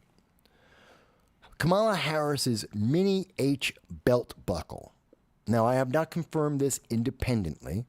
So if I'm wrong on this, because I'm not a fashion maven, I don't know women's fashion because it's way too expensive. I'm amazed that women pay so much money for things that are so simple. But it seems that this is a Hermes brand belt that Kamala Harris is wearing. And she is noted for wearing top of the line popular fashion that is incredibly expensive. And that belt, she could be wearing any belt buckle that has an H on it. I can go down the street and get a H-shaped belt buckle. It'll cost me $5, maybe $10, okay? This is not something that needs to be this expensive. It is not that hard to find. In the 80s, everybody had a belt buckle that was a letter. And you could buy those for $2 or $3 a piece. Put in inflation, you're talking about $10, $15. You can find this easily. She's wearing this mini H belt buckle that appears to be $770. $770. And yet, she's going to give initially, and I should say this to be correct about the news, initially, the people in North Carolina are going to get $750, maybe. Maybe. That's not even a guarantee. Maybe $750, which is the maximum amount they would get. $750. That's not her belt buckle. And that is nowhere near the money that we are now spending on the same day that Kamala Harris said she would give $750 to hurricane victims in North Carolina, is the same day that the State Department said that they're going to go and give $157 million to Lebanon, a place that has nothing to do with America. That has nothing to do with America. She's going to give more money per person to the Lebanese people than here in America. That makes no sense. We have been giving $2,500 a month to illegal aliens in America, in New York City, Chicago, LA, Boston, Baltimore. We have been giving them. We have been breaking the bank. We spend $5 billion a year on illegal aliens in New York City alone. That's New York City alone, not New York State, not the Northeast, just in New York City alone. And similar amounts, a little bit less, but similar amounts in Boston, Chicago, Baltimore, in LA, in San Francisco, in the major Democratic, bluer than blue cities across America. We're spending similar amounts, maybe $1 billion each. And somehow we can't get more than $750 to the victims in North Carolina. Think about that. We're going to give $750 one time, maybe, to some of the victims in North Carolina. That's not counting the other 5 states that are being affected. The people who are affected in Florida, people who are being affected in South Carolina. What about Georgia? We're not even considering those states, which also have damage and devastation, not to the extent of North Carolina, but they still have massive devastation. And there's another hurricane that is looking to hit Florida within the next week. And we don't have the money for them? And I want to be very clear about this. Alexandro Mayorkas, the secretary for DHS, told the American people, this is coming from the Associated Press, this was on October 2nd, 4 days ago, this is Wednesday, he said that FEMA does not have the money for hurricanes that will hit America. This is something that happens every year. Hurricanes are a natural seasonal event. We know there will be, in 2025, there will be hurricanes that will hit America. In 2026 and 2030, we know this. Every year, there will be a hurricane because there is a hurricane season. We know this. And we know that it will cost money. We have money set up for this. But somehow, FEMA and the Department of Homeland Security is so ineffective. They are so inefficient. Even though every single year they get more money. Every year they get tens of millions of dollars more than the year before. That is a fact. Every government agency, especially in October, you will see them spend money left and right to make sure that the next year they will get even more money. They are inefficient, they are ineffective, and they have always been ineffective and inefficient. And somehow they have been so ineffective, so inefficient, that money that is exclusively for emergencies, money that is exclusively for the hurricane season, has been wasted. Completely and utterly wasted. And they know this is hurricane season. They knew this was coming. Where did they spend the money? It's a question we should be asking. We weren't having hurricanes in May. There were no hurricanes in February. Where did the money get spent? Money that you know you will need at this time, this year, every year. Next year in 2025, in October, there will be hurricane season. We will need money, and we need to allocate money for the hurricanes that will hit America in 2025. Some of them will be bad, some of them won't. But we know that's going to happen. This isn't rocket science. This isn't something that you can't predict or be prepared for. This is something that we make plans for. But again, as I've been saying about the international politics, there is no plan in the Biden-Harris administration. Kamala Harris has no plan to deal with being president. There are no plans at the moment. There's throw money at it, blame Orange Man bad, vote for us to maintain power. That's it. There is no plan. And that's why we can see that illegal aliens, month after month after month for years, will get thousands of dollars, and people, American citizens who are in a absolute, defined, definitive emergency, won't even get as much as an illegal alien in 1 month. That makes no sense. And I know Democrats are now trying to tone this back. They're now trying to say, where is it? There it is. They're now trying to walk this back.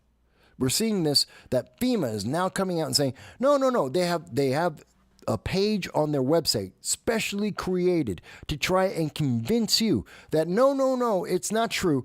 FEMA isn't running out of money. It's not that they don't have disaster relief money. They didn't spend all the money on illegal aliens. They've got money. Well, wait a minute. That's not what you said. That's not what they said. So now that they're trying to go back because it was politically inefficient, because we're 30 days away from the 2024 election, they're now walking back what they just told us. It took them 2 days to suddenly walk back and say, no, we've got money. Really? Because I can tell you what, the illegal aliens are still getting money every month. There is no shortage of money for them. Which is amazing to me. Besides the fact, why is FEMA spending money on illegal aliens? I don't even know. But they haven't run out of that money. Illegal aliens aren't being threatened by not getting a check in November. They're going to get another check. They've got money allocated for them and plenty of it. But Americans don't? We don't have money for American citizens. How did you run out? And if nothing else, but you're not supposed to ask this question. We're not supposed to consider this because you might not vote the way that the American mainstream news media, the way Democrats want you to vote. If you ask, how inefficient is Alejandro Mayorkas? How inefficient is the Biden-Harris administration? How out of touch are they that they spent their money on God knows what? It wasn't emergencies. They spent all the money, and they're going to ask for more money next year. But we don't know, where did you spend your money this year? Because it wasn't on hurricanes before this one. But you still have plenty of money left over for the illegal aliens. And I have to ask the question, why not take the money from the illegal aliens and use it for the American citizens? And I think most people in America are asking that same question. Just take the money you do. I understand. Different money for different programs. This is an emergency. Take the money that you have for this one program that doesn't focus on American citizens and use it for American citizens because you're saying you don't have enough money in that pocket. It's all the same bundle of money that we gave to the Department of Homeland Security. Just spend it differently. Take the money that isn't a priority because illegal aliens aren't our priority. They aren't our responsibility. They don't need to get $2,500 or $5,000 or even $1,000 every month. They're not our priority. Take the money that you're giving them, cut it back, cut it in half. They will get half as much money because they're not supposed to get any money because they're criminals. They broke the law. They're not supposed to be here. Illegal is the key word there. That's the functional word. Cut the money they're getting in half. It's still more money than they were getting in their home country. Assuming, forget the $2,500 that you saw in the meme. Let's assume that every illegal alien's just getting $1,000 per month, which is not true. We're spending closer to $3,000 per month per illegal alien in America at this time. But let's assume that it's only $1,000. That is more money than they were making in their home country. That's why they're calling up their brothers, their sisters, their moms, their dads, everyone they know, and saying, come to America. I'm getting $1,000 to sit in a hotel that is better than the shack that our entire family grew up in. $1,000 is like 5 times what we make in an entire month. And I'm getting this from the American government. and I don't have to do anything for it. They're calling, and there's more and more of them coming because the Kamala Harris Biden administration are so focused on elections that they want these huge numbers so that they make a path to citizenship, and they have a dependent slave class voting for them in every election from now on. This is about power.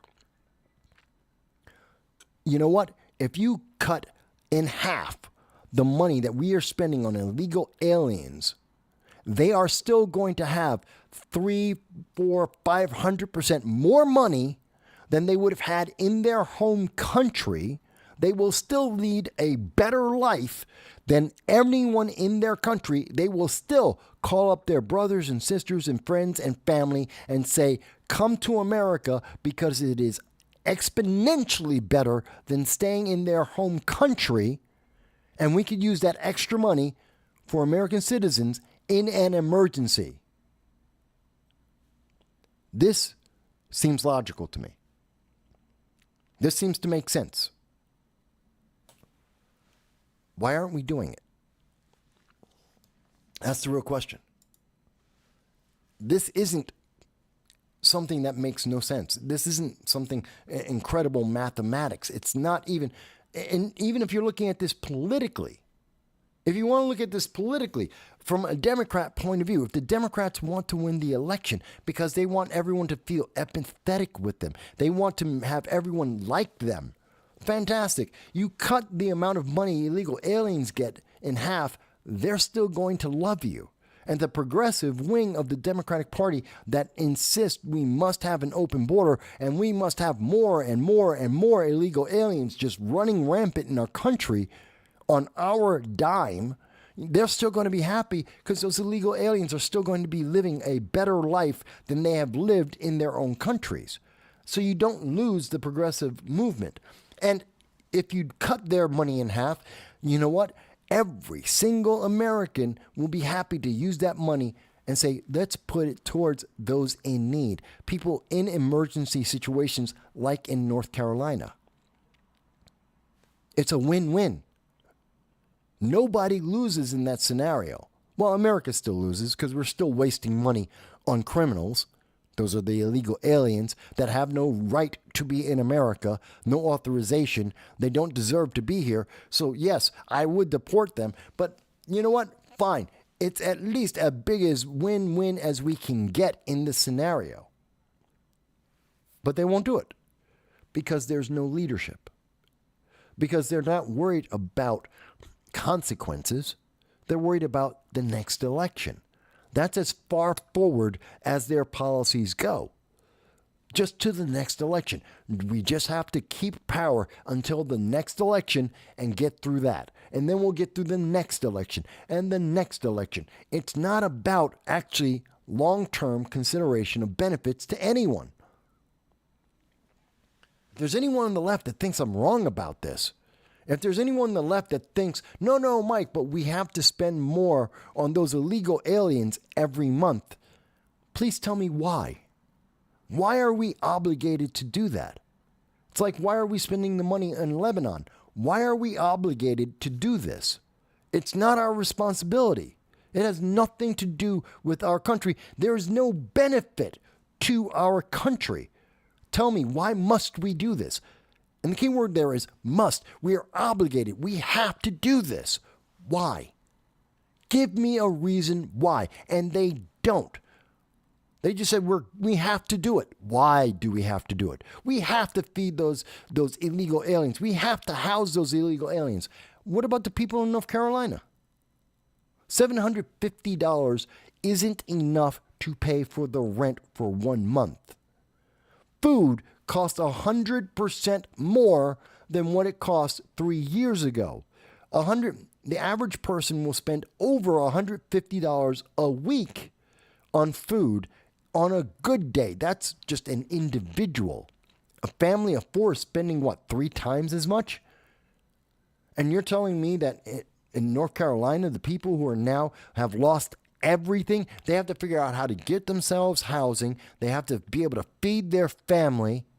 They have to replace all their clothing, and they're going to do all of that with $750, something that would not even pay for them having a place to stay for 1 month? Are you kidding me? This is aggravating. It's so aggravating to me. There should never be a time in America where any department or agency of the government would ever say, we don't have enough money for American citizens. You want to tell me we don't have enough money for the illegal aliens? Fantastic. I have no problem with that. You know what? Give them less money. Better yet, don't give them any money. Don't give them a reward for breaking our laws. Cut their funding altogether. Suddenly we have more money for Americans. We'll have a lot more money for American citizens. But I know I'm the bad guy for focusing on America and the long-term benefit of taking care of American citizens. You know, just the core of our nation, but fine. I'm the bad guy for that. But even with that, even if it means we have to print more money and more Americans will be poor, there should still never be a time when any department of the United States government says we don't have money for American citizens. And I understand user has been banned, says, well, they're just citizens. Yeah. And I think that's absolutely the reason why they come as a priority. Look, this is so bad, and everyone's heard about this. It's so bad that we know FEMA and various parts of the federal government are telling pilots and volunteers, people with helicopters and small planes who are volunteering to go out and try to rescue people, to identify where people are in danger, to be able to help. They're under threat of being arrested by the federal government. This makes no sense. The federal government, FEMA, has come in and they have, and I know I've talked to people, including my good friend. During this on Wednesday, I have a live stream of a political panel that I'm part of with the Liberty First Foundation. We used to do it on Fridays at 9. We now do that on Wednesday at 7 p.m. And one of the members, a friend of mine, Frank Johnson, member of the Liberty First Foundation, lives in North Carolina. And he is aware firsthand that FEMA and federal agencies have been coming into North Carolina and they have been interfering. They have been preventing American citizens from volunteering to help other American citizens. That they have been interfering and preventing American citizens from donating food and supplies to victims because they're the federal government, because it's FEMA. And I don't understand this. I mean, none of this makes sense to me. And again, I have firsthand people in North Carolina confirming this isn't a rumor. It's not an if this is happening or maybe this is happening. It is factually confirmed. It is happening. That airline pilots, people distributing food are being told you can't do that because the federal government will take care of it. But the federal government can't take care of it because citizens need to do this. And guess what? This is a government of citizens. Citizens are more effective than FEMA. They're more effective than the federal government. They know what people in the area need. They know what their neighbors, what dangers their neighbors are encountering, what supplies their neighbors need to have. FEMA, the federal agency, they don't know what you need in Lake Lure. They don't know that. But I guarantee you, all the residents in that area, they do. So, user has been banned says they've made citizenship, the federal government, the Biden-Harris administration, and Democrats, progressives, have made citizenship meaningless and complain no one's joining the military. Well, except for the Marines, that's true. There are fewer and fewer people joining the military, under the Democratic movement, the progressive movement left in America, because there's less connecting us. Why am I understand younger people are saying, why am I going to fight for a country that is giving away the money to foreigners for no reason and allowing American citizens to starve and be in danger? It's a hard argument. User goes on to say, the issue is, why hasn't North Carolina changed to a yellow and blue flag and, and declared themselves the new Ukraine to get more federal funding? I get that. I get that. But here's the thing. Even if they said they were called Ukraine 2, they wouldn't get more money. Let me explain. The Ukraine is only getting money because there are proxy war with Russia. Even if North Carolina were to suddenly secede from the United States, become their own country, and declare that they need aid, they wouldn't get it. There's nothing strategically important. There's no benefit. See, Ukraine is fighting Russia, so Democrats find that to be important. Mind you, still no plan, but it's important. We have to fight Russia because we have to fight Russia. And so they're going to fight Russia because that's what we do. And they're going to give money to Lebanon because, well, we support Israel. So this is the payment. This is the guilty conscience of the Democrats and the progressives. They're going to give money to Hezbollah and to the Houthis and to Hamas and to Iran because they feel guilty for supporting Israel. Because they were told by their college teachers that Israel's bad guys. Mind you, Israel isn't committing terrorism, but Hamas, the Houthis, Hezbollah, Iran, they are committing terrorism. They're known because of their terrorism. Israel isn't committing terrorism, but because the progressives feel guilty, they're going to give money to the terrorists, which makes no sense. It's stupid.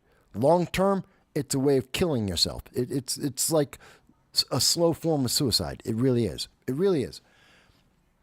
So if the North Carolina said, well, yeah, we're just the Ukraine, they're also the Ukraine, give them money. They won't, because they're just white people. And in the current environment of DEI, being white people suffering isn't good enough. That's not a reason to give people money. I truly believe that the Biden-Harris administration would not give money to North Carolina if it were a foreign country, because it's just filled with white people and it's not high enough of a priority. No, they wouldn't do a thing because they're not fighting Russia and they're not, they don't feel guilty. Matter of fact, they give money to anyone else because they would feel guilty because so many white people are in North Carolina. And we know Kamala Harris, in 2021, there was a hurricane, massive devastation in Florida. Did we all forget about this? And what did Kamala Harris say? Oh, we're going to give people aid. FEMA will give out the aid, I think it was $750 then too, to help people, not nearly as severe as what we're seeing right now in North Carolina, but she wanted to give, okay, we're going to give out money, but we're going to give it to people because of the color of their skin first. Do you remember that? I do. Kamala Harris was very clear about that. It was DEI, diversity, equity, inclusion. And because some people had suntans, permanent suntans, she wanted to give them money first. Not because they were the ones who had the greatest need, but simply because of DEI. Simply because they were diverse. Mind you, people who had the greatest need might also be diverse, might also, just by happenstance, might be white. But no, Kamala Harris was like, no, they can wait. They're white. And so when people say, well, if North Carolina became Ukraine, they'd get money. No, they wouldn't. Not under this administration, not with Kamala Harris around. No, they wouldn't. Let me go back to the comments here. By the way, folks, I'm happy to hear everyone's comments. Remember, you can also super chat. User has been banned says, the Katrina response was a disaster. Well, Katrina was under Bush. So, different president, different administration. And yes, absolutely, it was atrocious because FEMA is horrible at its job. It's inefficient. It's ineffective. And I would actually destroy that, just remove it and do something else instead because they don't work properly. But going on, he says, the Katrina response was a disaster and had National Guard on standby while the Fed was also complaining it may cause a troop shortage in the war at the time. This storm doesn't even have that. Yeah, there is no National Guard deployment. Should have already happened. There's been a delay. Biden and Harris were delayed in going. Why? Because Joe Biden had to wait until Kamala Harris was done campaigning so that he could go with her because Joe Biden as president is no longer important. Kamala Harris as the nominee is important. So if Joe Biden was going to North Carolina, Kamala Harris had to go too. They both had to be there. Otherwise, she would lose votes, which I think the Democrats lose North Carolina. This is an October surprise from nature itself. And watching the lack of planning, the lack of foresight, the lack of efficiency or effectiveness on display at this moment under the Biden-Harris administration, with the promises of Harris walls to be even worse, I think they lose North Carolina. It's already something that was in danger. I believe, and I have it in front of us. Let's see. Yes. Let me show you. North Carolina was leaning towards Trump 0.6, which is very tight, obviously, well below the margin of error. It is essentially a toss-up, but it is leaning towards Trump, and it has been leaning towards Trump consistently for over a year. But when you look at what's happening here, I think you see a bigger move in North Carolina and in Georgia. Both of them are going to shift more heavily towards Republicans, and that also means Trump, as a reaction to the inefficiency and ineffectiveness of Democrats. Democrats shot themselves in the foot. They want to look empathetic, but they're not actually being effective, and they're not being efficient, and they're not being helpful. I mean, where is it? So, let's see here. In this article, which comes from Newsweek, Kamala Harris's Lebanon relief is under scrutiny as the GOP is stoking the Helene backlash. It's not the GOP. It's the American people. It's not political. People all across America are saying, how can you run out of money? Which is why now FEMA is suddenly going, no, we've got money. But you already said you didn't. You said that you wouldn't be able to get through the hurricane season. You said you don't have enough money for American citizens. I just showed you the Associated Press article where he said that this week. But that's all. See, but that's just Republicans.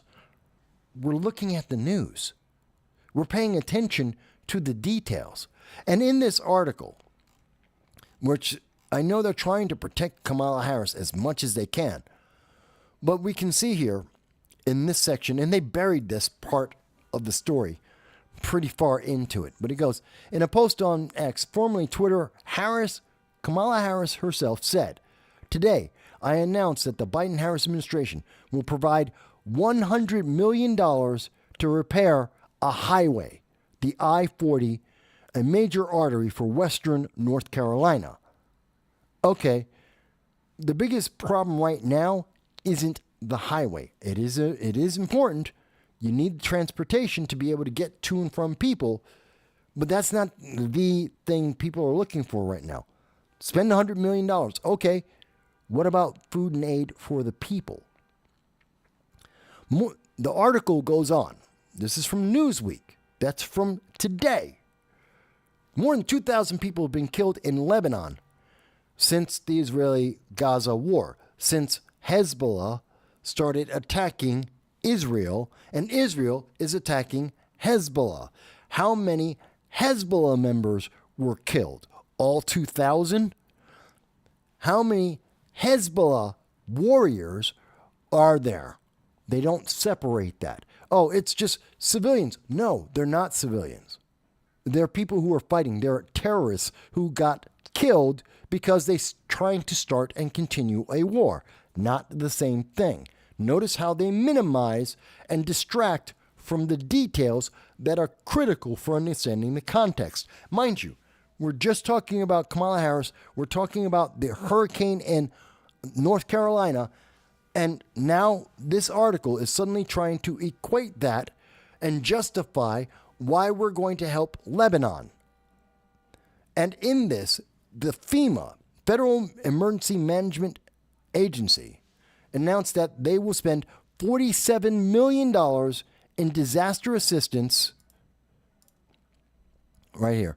And disaster assistance has been designated to help those impacted by the storm. Biden has approved federal disaster assistance across 6 states. FEMA, across 6 states, is spending $47 million. 47. Kamala Harris is, here it is. No, where is it?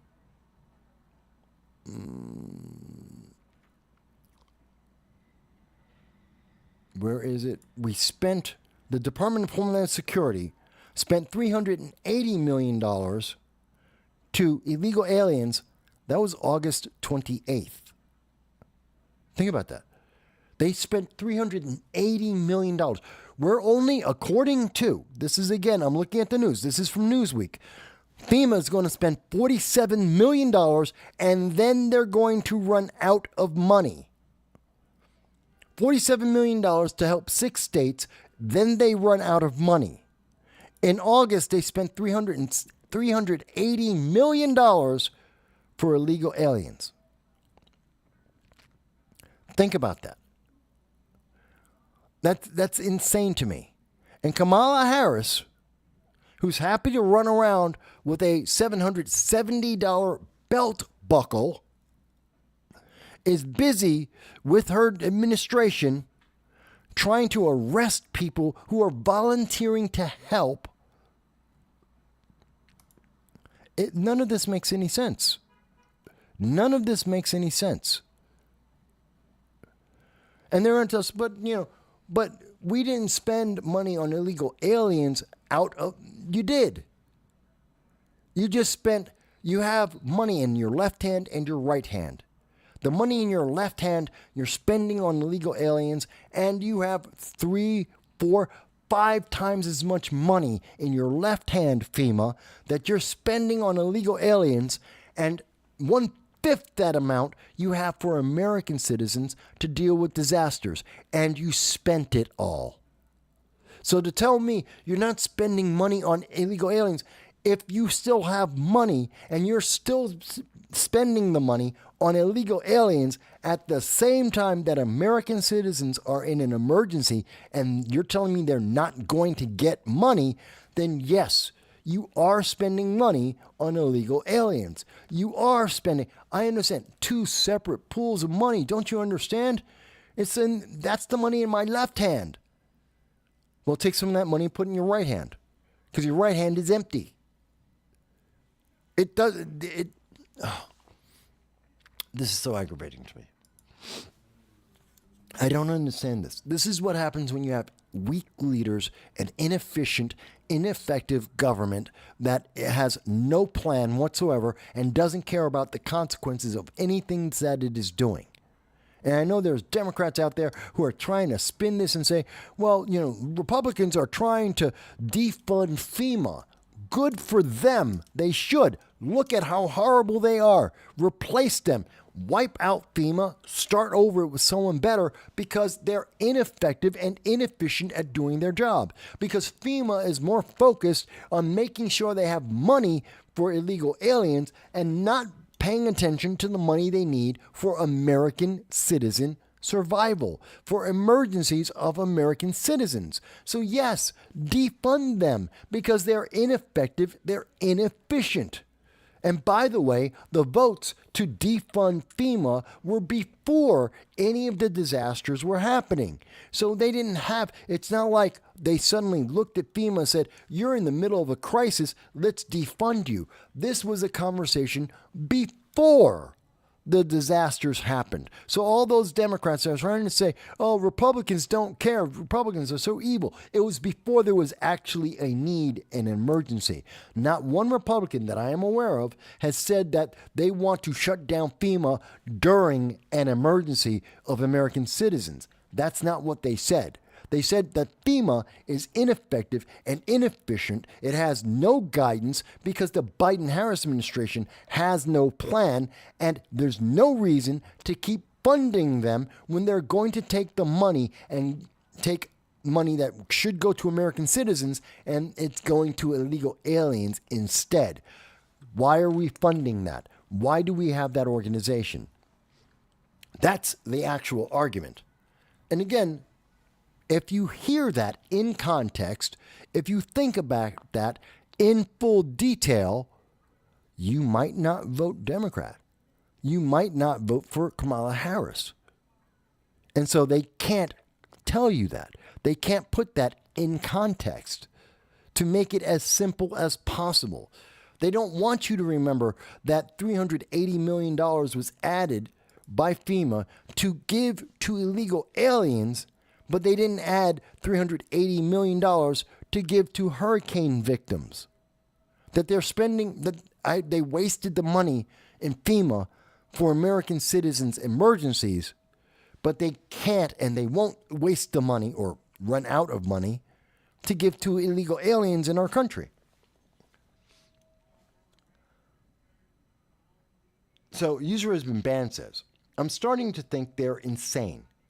Enough to think that the South is the Confederate States and are racist or something. I don't care. Look, the fact of whether are there Southerners who are racist, just as much as there are people in the North that are racist. I think a lot of the progressives are absolutely racist. DEI, diversity, equity, inclusion, is racism in and of itself. Equity is racist and sexist. It is horrendous. It is evil. Absolutely. Take from some to give to others because of popularity and political advantage. That is equity. It is evil. Point blank. But I would still, even at the centers, whether it was San Francisco or if it's New York City or it's Washington, D.C., if these are Americans who are in need, an emergency is there, let's help them.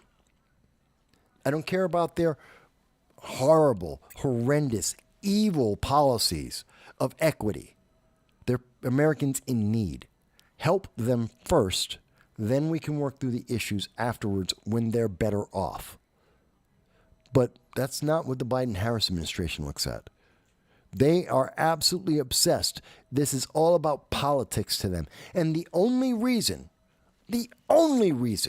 that they seem to care at all, the only purpose that they have put in is to be able to make sure that they're going to get the photo ops they need so they can get the votes, because they want the votes. They're concerned about the voting. They're not concerned about the consequences. They're not concerned about the people. Joe Biden or Kamala Harris or both of them should be saying right now, we're going to slash in half, if at least for the emergency, if not forever, the amount of money that FEMA needs to allocate for illegal aliens. The illegal aliens will just have to make do with half a fortune in money rather than the full fortune that we have been throwing at them for months. So they'll have less. And as from the executive branch authorize through an executive order, authorize and demand that the Department of Homeland Security, that FEMA allocate half the money they were going to allocate to illegal aliens to American citizens in emergencies. They could do that. Joe Biden could do that. Kamala Harris could suggest that. That could be happening right now. They are in charge of the Homeland Security. They're the executive branch. They are in charge of the policies and the disbursement. They have the right to change any of those policies at their whim, because Homeland Security works for the president. FEMA works for Homeland Security, which works for the president.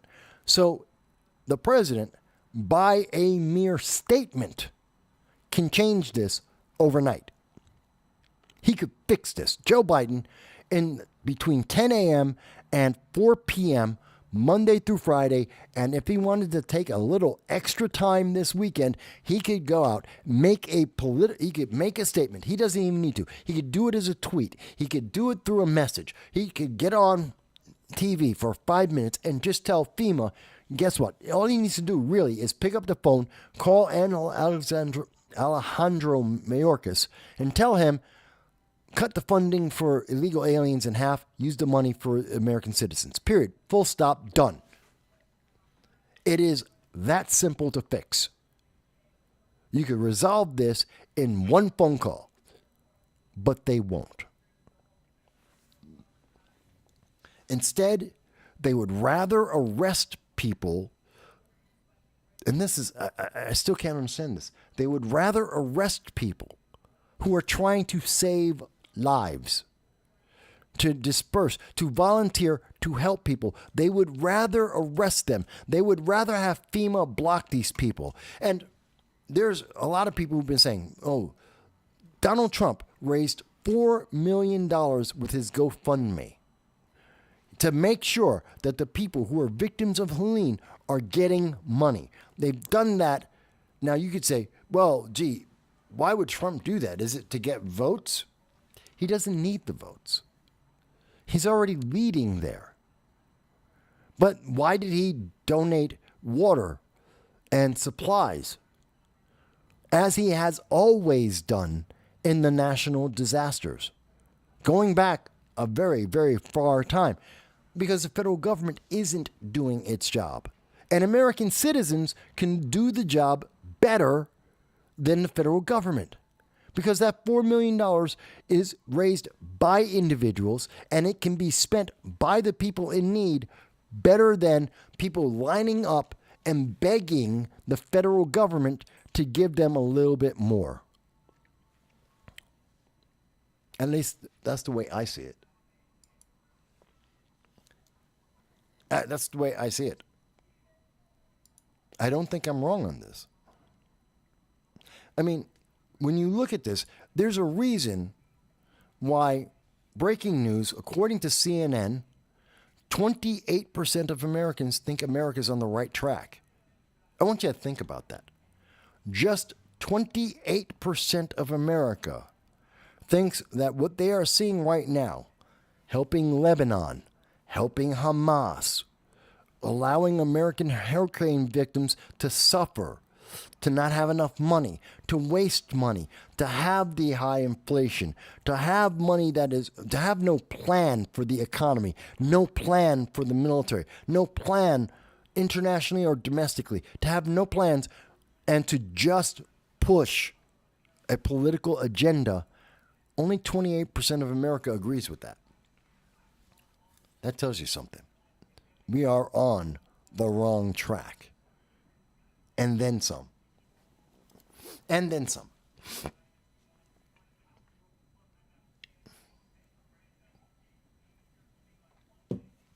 This is amazing to me. Okay. What I'm going to do is I'm going to take a short break. It's only going to be about 45 minutes. It's not going to be for long. I got to try and fix my camera, see what's wrong with that. I want to talk a little bit more about other aspects of what's happening in America, talk a little bit about Eric Adams. But I mean, the main focus today has been, and I think it should be, the lack of planning and the consequences that come from a lack of planning. That we have to look at what about those American hostages? You know, every September since 2021, September 1st, we have been talking about the Americans that were abandoned in Afghanistan. We've talked about the Americans abandoned in the Ukraine, in the Sudan, in Haiti. We don't forget these things. And we are going to talk, and we have been talking about the American hostages. And we've been talking about that every single month, since they were taken hostage by the terrorists of Hamas. And as much as others want to say, oh my God, the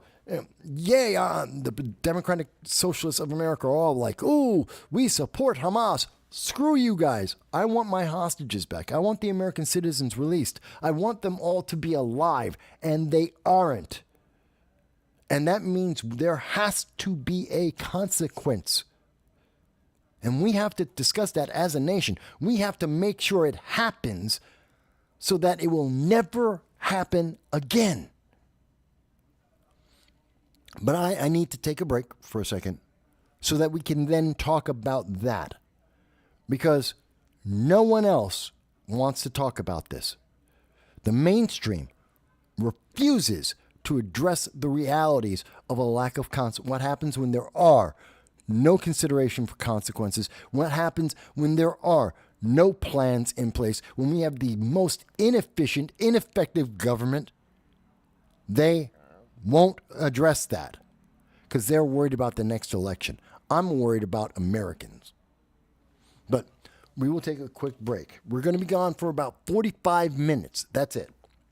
45 minutes, and then we will come back and we will pick up on the show. Today's a little bit shorter than other shows, but we'll be back. I hope if you have found this, while the subjects may be infuriating, and I know it is important. And if you support the ability to have difficult conversations, whether you agree or not, but to have the difficult discussion, to even say, I disagree with you, Mike. I don't see it that way. Okay, if you don't, then let's have that conversation. Then like, share, and subscribe.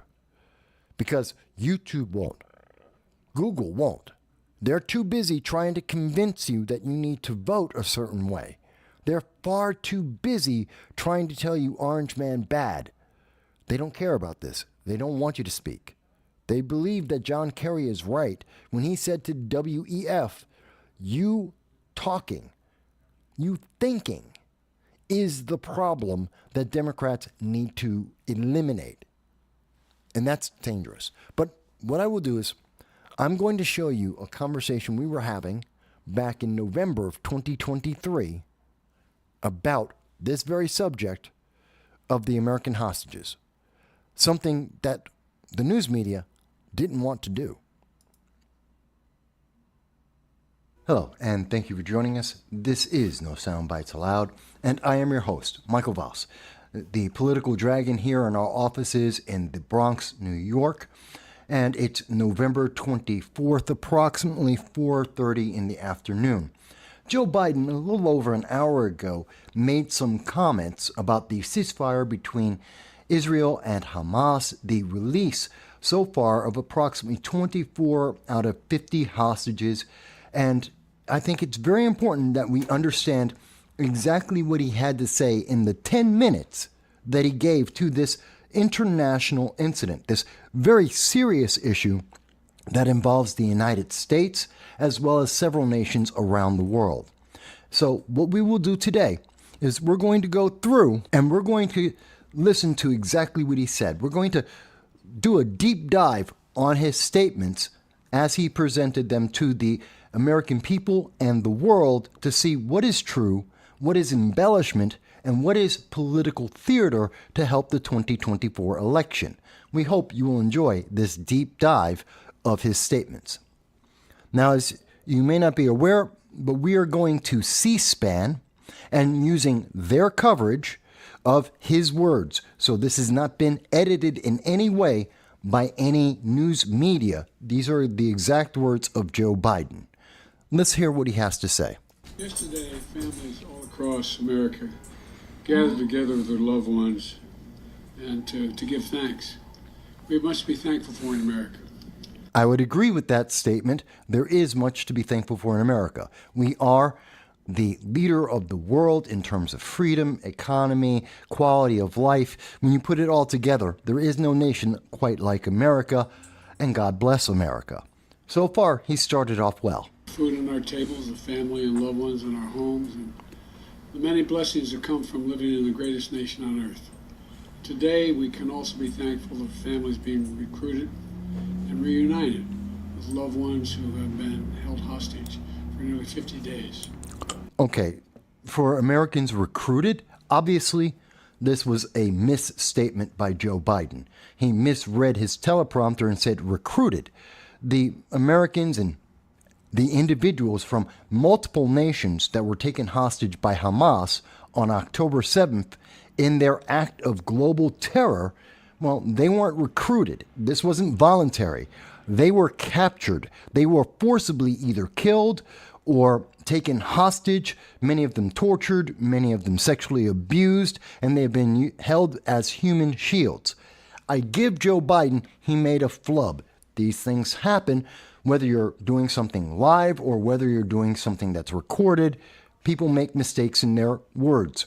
That's fine. Let's go on. Beginning this morning, under a deal reached by extensive U.S. diplomacy, including numerous calls I've made from the Oval Office to leaders across the region, fighting in Gaza will halt for 4 days. Joe Biden is saying this as if he has taken exclusive control over the negotiations between Israel and Hamas. In fact, multiple nations around the globe and the UN have been insisting on a ceasefire for 3 weeks now. So it's not Joe Biden alone. He made phone calls, but so did many other nations. And in fact, as we have learned today from reporting, countries such as Thailand have actually gone on their own without the Biden administration, speaking directly with Hamas and Iran, as well as Israel, for negotiations of their citizens that were taken hostage by Hamas in their terrorist act on October 7th. So this isn't just Joe Biden, although it sounds great for a voter base that doesn't know about international news and only looks at the sound bites, the headlines that come from American news media, which is heavily edited when it comes to what's been happening with Israel and Hamas. But let's go on. This deal also is structured to allow a pause to continue for more than 50 hostages to be released. That's our goal. This morning, I've been engaged with my team as we began the first difficult days of implementing this deal. It's only a start. Joe Biden is saying that he's very deeply involved, that the Biden-Harris administration are deeply involved in getting the hostages released from Hamas as if he was Israel. He's not. This is something that has to do with Israel. It has to do with Hamas. Perhaps you could say even Iran, as they fund and control Hamas, as well as Hezbollah and the Houthis out of Yemen. But the Biden administration has very little to almost nothing to do with the negotiations or the release of the hostages. This includes American hostages. Let's take a moment to remember that on October 7th, over 33 Americans were killed by Hamas. These are civilians we're talking about. And over 22 Americans were taken hostage at a minimum by Hamas. So let's put that in perspective and let's continue. So far, it's gone well. Early this morning, 13 Israeli hostages were released, including an elderly woman, a grandmother, and mothers with their young children, some under the age of 6 years old. The nature of the deal that was created between Hamas and Israel was for the mostly women and children that were taken hostage, used as human shields, tortured and sexually abused by Hamas, for 150 Palestinians that were arrested by Israel in trying to remove Hamas from the Gaza Strip. So that's the deal itself. 3-1. For every one hostage released, 3 Palestinians would be released. That's the deal. And it just so happens that most of the people that were taken hostage and not killed by Hamas were women and children, to emphasize their use as a human shield. Let's continue. Separately, several Thai nationals and Filipino nationals were also kidnapped by Hamas on the 7th. They were released as well. He glossed over this a little bit, but it's actually huge news. Yes, 13 Israelis were released, but there were in addition 12 individuals from Thailand, as we mentioned, because of the negotiations of Thailand on its own with Iran and with Hamas directly, not with the Biden administration. In addition to that, one Filipino, one person from the Philippines, was released in addition to the 13 Israelis.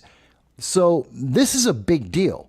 This is emphasizing that there were many international individuals, civilians that were captured and or killed on October 7th.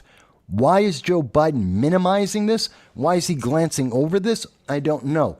Other than the fact that he can't take credit for the negotiations of the release of prisoners from the Philippines and the release of the prisoners from Thailand. They had nothing to do with the Biden-Harris administration. That's purely those nations, Israel and Hamas, maybe some influence by Iran, but nothing to do with the United States or Joe Biden. That's most likely why he's glossing past it, in case any Americans actually looked up the news or paid attention to the international news and realized he had no influence on this. But let's continue. All of these hostages have been through a terrible ordeal. And this is the beginning of a long journey of healing for them. The teddy bears waiting to greet those children at the hospital are a stark reminder of the trauma these children have been through, and at such a very young age. Jill and I, Jill's with me here, keeping them all in our prayers today. Why did he mention Jill? Completely meaningless, unnecessary, except it emphasizes that Joe Biden is a family man, that his family is involved in this, that their hearts and concerns are with these hostages, these former hostages and former human shields that suffered under Hamas. He's looking for sympathy. He's trying to gain your sympathy for his position and to try and show that he has empathy with families and individuals around the world. That's all this is. Today has been a product of a lot of hard work and weeks of personal engagement. From the moment Hamas kidnapped these people, I, along with my team, have worked around the clock to secure their release. That's somewhat questionable. Since the initial release, what we have seen is Joe Biden initially stated that he stood with Israel, which is perfectly fine. I have no problem with that. And he directly denounced the terrorist act of Hamas under the guidance of Iran. Perfectly fine. He then also started negotiations through Antony Blinken, the Secretary of State for the United States, behind the backs of the Israelis to speak directly with Hamas to try to negotiate for American hostages. And fine, I have no problem with that. That's what a leader of a nation should do, and that is what he did. But I wouldn't call it around the clock. And what he did succeed in getting is 2 out of at least 24 American hostages released at the price tag of $105 million in humanitarian aid. Aid that invariably must go through the governing body of Gaza, which is Hamas, the elected leadership of Gaza. So he made a deal with terrorists, something that is explicitly and expressly forbidden by the United States laws and legislation. It's something that we should not be paying, but he did. Let's go on. We saw the first results of this effort with the release of 2 American hostages in late October, followed by the release of 2 Israeli hostages. The Israeli hostages and the American hostages are 2 separate events. The Israeli hostages having to do with Israel's negotiations with Hamas and the interference of Iran, not with the United States. Joe Biden, Secretary Antony Blinken, expressly and specifically were negotiating with Hamas for Americans, not for Israelis. They're not the same thing. Joe Biden is trying to take credit that he did not earn, that his administration was not involved with. I've consistently pressed for a pause in the fighting. He did not. Joe Biden has not. He started to insist on, and as we look through the time frame, throughout October, Joe Biden wasn't emphasizing that there should be a ceasefire or a pause, as much as he was listening to the leftist wing of the Democratic Party, the Democratic Socialists of America, the colleges around America like Harvard, like Cooper Union, like Cornell University, where students came out and claimed that they are pro-Palestinian, pro-Hamas. In fact, students at Cornell University declared themselves members of Hamas, a terrorist organization, which shows you the level of indoctrination there. But it was only until about November that we truly saw Joe Biden stepping up to the pressure from his own wing of the party to support his reelection goals and started supporting a ceasefire of some sort. But that's not something that he unilaterally and initially was trying to do. For two reasons: to accelerate and expand humanitarian assistance going into Gaza, and two, to facilitate the release of hostages. He did try to emphasize the humanitarian aid. Again, that was the initial thing, which was part of the conditions of the 2 Americans that were released initially. Of course, again, the humanitarian aid is a question because we have seen historically and continuously at least some, if not all of the humanitarian aid will reach and be diverted to Hamas, a terrorist organization that runs Gaza. At some point, either by force or by natural process, they get all of the humanitarian aid. And we have seen them consistently hoard that humanitarian aid, whether it be fuel or water, food, or items that they can convert into weapons like rockets, have been consistently hoarded by Hamas for its fight and not for the people of Gaza. So there are some questions here, but let's continue. Over the past several weeks, I've spoken repeatedly with the Emir of Qatar, the President Sisi of Egypt, and Prime Minister Netanyahu of Israel to help secure this deal, to nail it down. And I want to thank all 3 leaders for their personal partnership to get this done. The influence of the United States in this process is questionable at best. It is true that Qatar is one of the nations that has been involved. That's because the headquarters of Hamas is in Qatar. So, in fact, he wasn't talking to the nation of Qatar, he was talking to Hamas, which is run by Iran. That's just the reality of it. So yes, the negotiations were between Egypt, Hamas in Qatar, their headquarters, and Israel, with some influence by the United States. It is disputed internationally how much that influence was part of these negotiations. Let's continue. I spoke with the Emir and President Sisi and the Prime Minister Netanyahu again on Wednesday to confirm the elements of the engagement.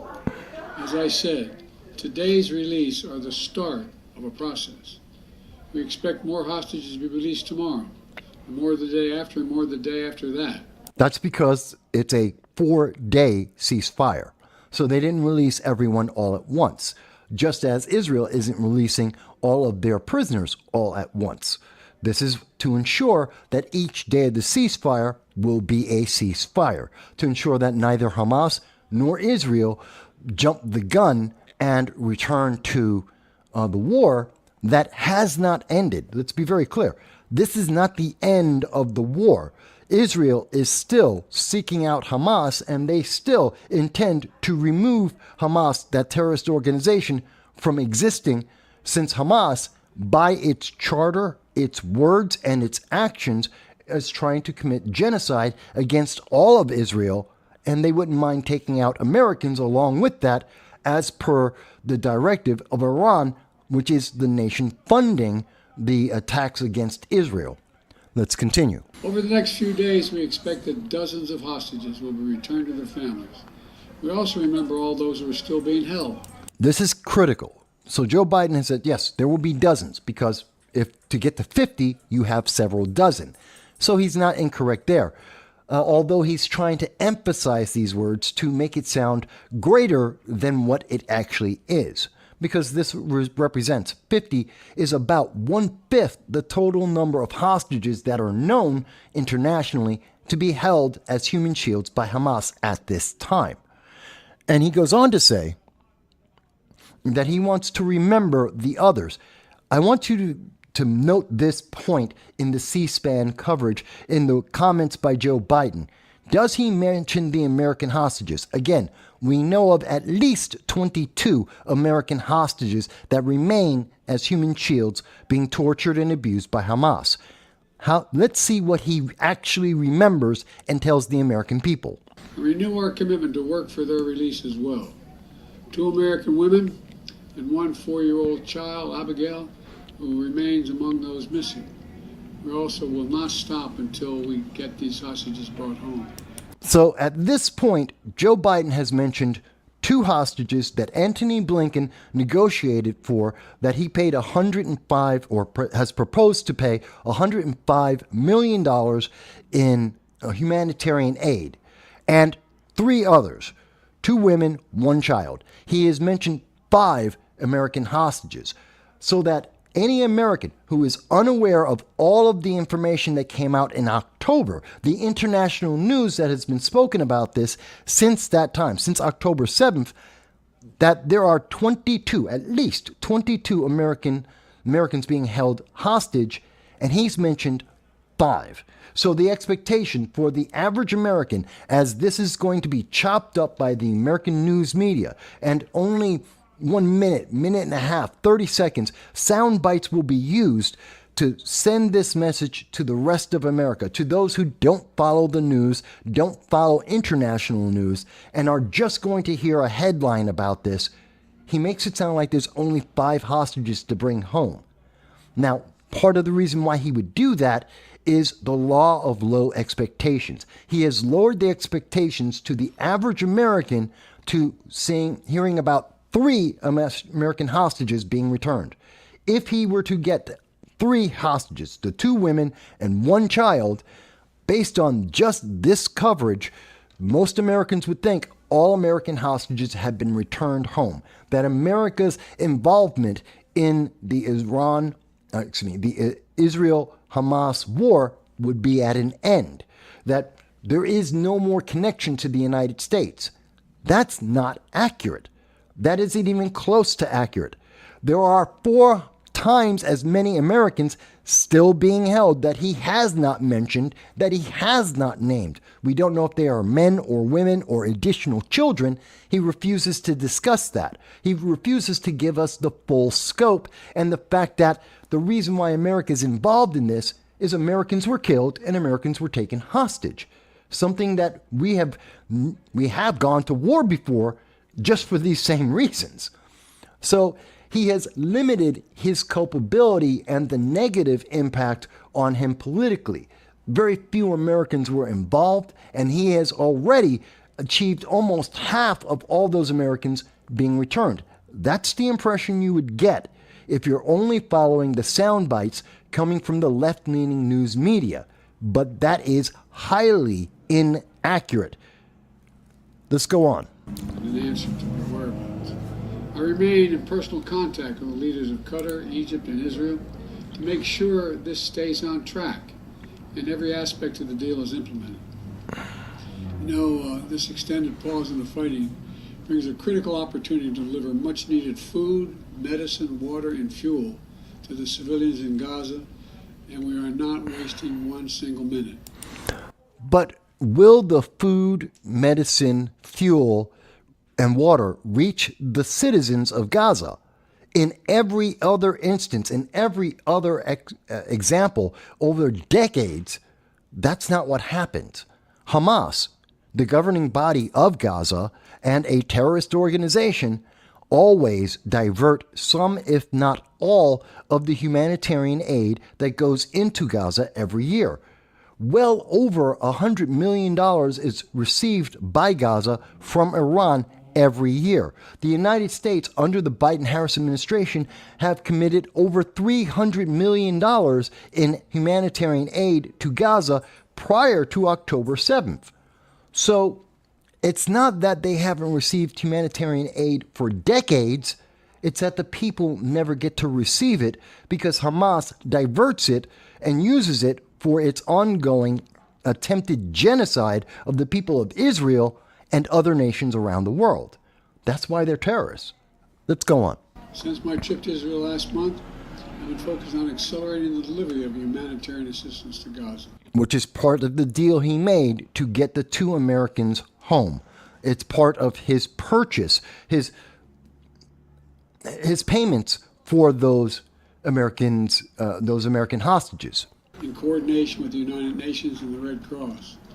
I just spoke with my special envoy for the Middle East humanitarian issues, David Satterfield, for an update. And I've asked him to monitor our progress hour by hour and keep me personally informed. From the beginning, we put in place mechanisms to prevent Hamas from diverting these supplies. There is no way to prevent Hamas from diverting the supplies. In fact, the humanitarian aid that has been received, that has been coming through Egypt and into Gaza, parts of that have already been diverted by Hamas. And we have seen that Hamas in the south, where Israel is not involved, where Israel is not bombing or shelling, where it's just Hamas and many refugees trying to escape from Gaza, there has been fighting, and Hamas has been restricting individuals from being able to leave the West Bank, and they have been intercepting the humanitarian aid coming into Gaza. In fact, limiting the number of fuel tanks and water that has been able to come in and diverting many of those supplies. Joe Biden isn't giving the exact truth here. He knows this information. It's been reported internationally. He's just neglecting to tell the American people. And we're continuing that effort to make sure aid gets to the people who need it. More than 200 trucks arrived at the crossing point in Egypt into Gaza today. These trucks carry food and medicine, as well as fuel and cooking gas. The fuel will be used not only to power the trucks delivering these life-saving supplies, but for desalinization, for water wells, for hospitals, and for bakeries. Again, he leaves out the question, how much of it will actually reach the people? There's more than enough water and wells in Gaza for the people of Gaza. It's just that Hamas is diverting that, as well as for the hospitals. He's also not being very honest about there's 200 trucks that could go from Egypt into Gaza. How many are actually going in? And that, again, is solely on the heads of Hamas. They're the ones restricting how many trucks get in and what gets in. So he's playing with the logistics and the realities that exist. And hundreds more trucks are getting in position as well, ready to enter Gaza over the coming days to support the innocent Palestinians who are suffering greatly because of this war that Hamas has unleashed. Hamas doesn't give a damn about that. I agree. Hamas doesn't care about Palestinians. Neither do the people of the Middle East. Jordan, Lebanon, Egypt, Syria, Iraq, Afghanistan, Iran, United Arab Emirates, Saudi Arabia. They don't care about the Palestinians. They never have. There is no nation of Palestine. And none of these nations want those refugees. By the way, these are refugees that I guarantee you Democrats will insist must come to America, which is a question all its own. But the Middle East doesn't want them. We also look to the future. As we look to the future, we have to end this cycle of violence in the Middle East. We need to renew our resolve to pursue this two-state solution, where Israelis and Palestinians can one day live side by side in a two-state solution. You cannot create a two-state solution when one of those states has documented and stated that they want to eliminate, to genocide the other state. It doesn't work. So this is a problem. Besides the fact that the United States really has no place in the middle of that discussion. That is a discussion between the people of Palestine in Gaza and the West Bank and Israel, between Hamas and Israel. And yes, Iran is involved, and perhaps the United States has a place in trying to keep Iran, Egypt, Lebanon, Jordan, the other nations out of this discussion. But that's a discussion for Israel and the people in the West Bank and in Gaza, not the United States. And on top of that, again, the people of Gaza elected Hamas, a terrorist organization whose only stated and written and documented purpose is to genocide Israel. You cannot have two states when that is your core value. It isn't about voting. It isn't about opportunities of living. It isn't even the standard of living. It is the fact that Hamas wants to eliminate Israel. You can't have two states when that is the purpose of one of those two states. This isn't difficult to understand. The problem isn't about economics. It's not about politics. It is absolutely about existence. Israel will allow Palestine to exist. That's why that's why Gaza exists, why the West Bank exists. They allow that to exist. They don't have to. But Hamas wants to eliminate Israel. We have to understand that when people talk about the two-state solution, that is the nature of the two states. Israel will coexist with others, but Hamas will not. With equal measure of freedom and dignity. Two states for two peoples. And it's more important now than ever.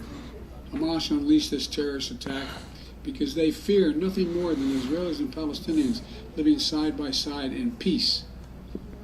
To continue down the path of terror and violence and killing and war is to give Hamas what they seek. We can't do that. So today, let's continue to be thankful for all the families who are now and those who will soon be brought together again. Will any of those individuals who are now or in the next 3 days released and returned to their families, will any of them be Americans? Notice Joe Biden hasn't said Americans will be coming home. This is the primary purpose of the American government. In fact, this is the primary purpose of any government, to protect their people. Is Joe Biden doing that? He hasn't said that there has been, that as part of the deal, the initial discussions about these release of hostages, that even one American will be released.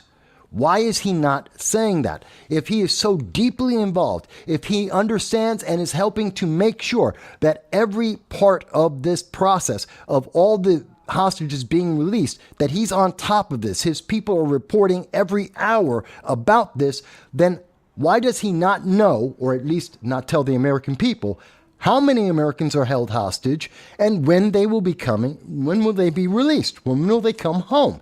He isn't answering that. And you should be asking the question, why? Either that means he's not as involved in the process as he is touting himself as being, or that there is something else, that these Americans aren't coming home. He knows it and doesn't want to say so because it would reflect badly politically for him, both amongst Democrats and every other American. This is critical, and we should pay attention to that.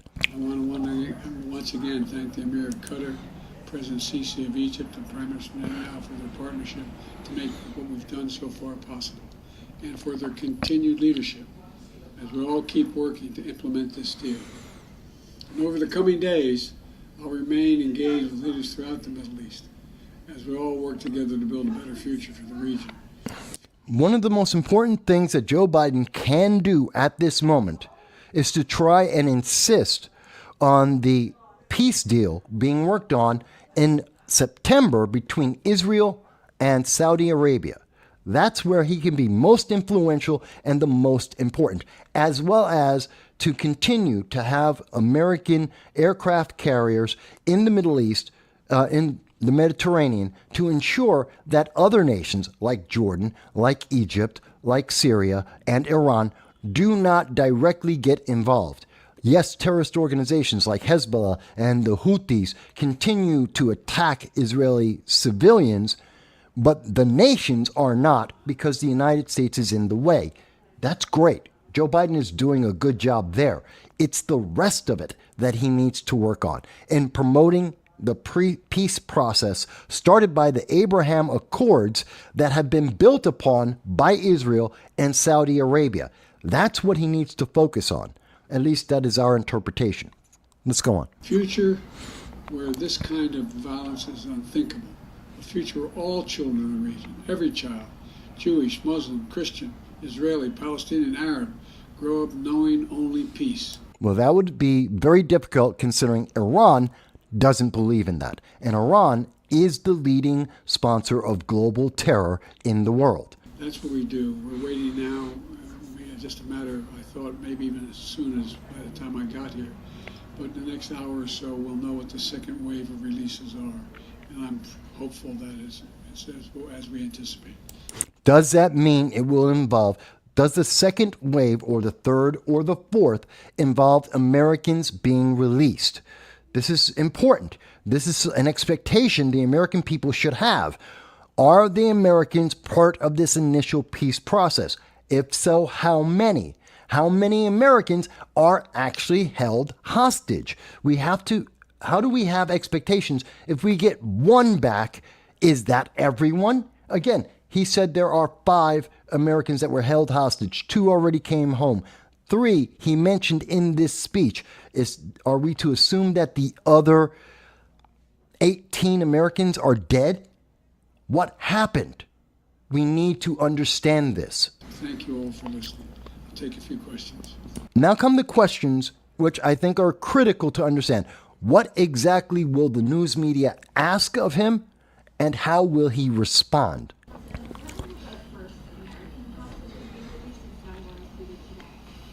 We don't know when that will occur, but we expect it to occur. We expect it to occur when? When will Americans be released? How many Americans are held hostage and being used as human shields and are being tortured as we speak? How many and when? And we don't know what the list of all the hostages are and when they'll be released, but we know the numbers when they're going to be released. So it's my hope and expectation it'll be soon. But he hasn't set the expectation for Americans to understand how many are in danger and how many might be released from that danger.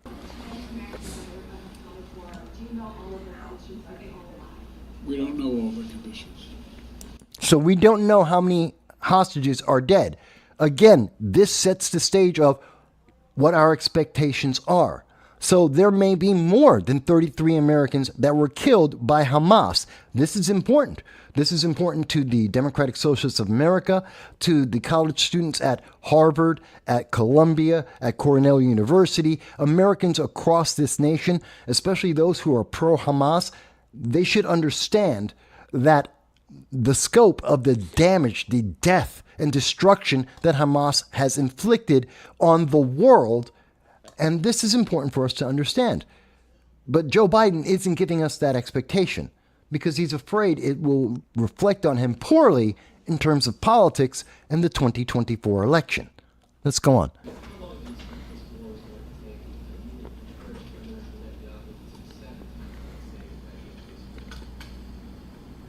I've encouraged the Prime Minister to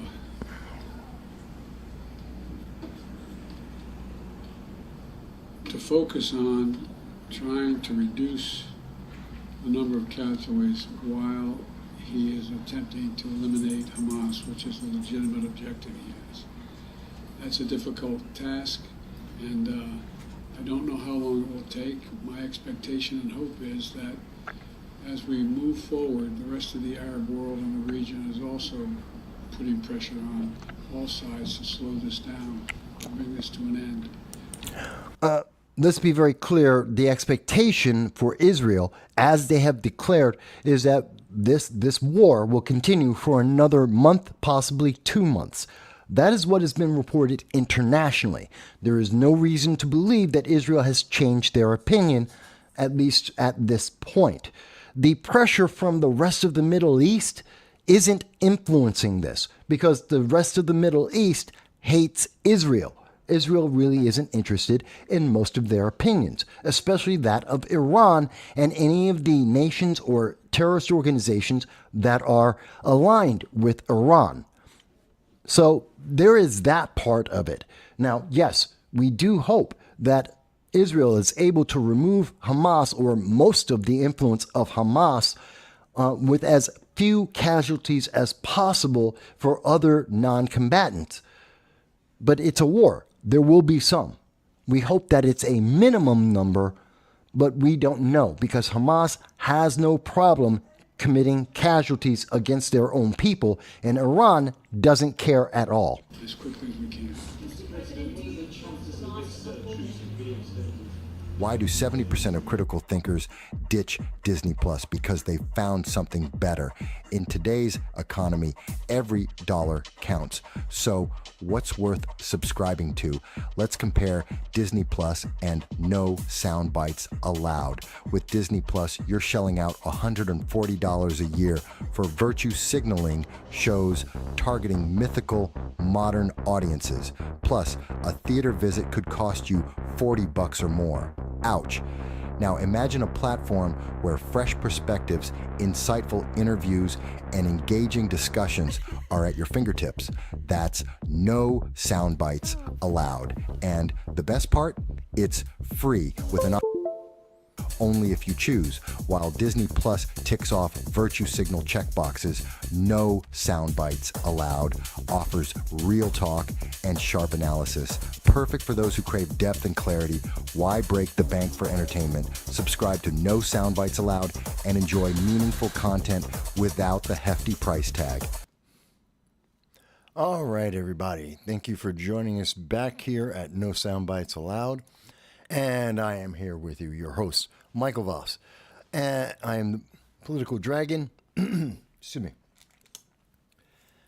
All right, I'm the Political Dragon here in our offices in the Bronx. It is October 6th. It is 5:30 in the evening, and I hope you are all having a good time.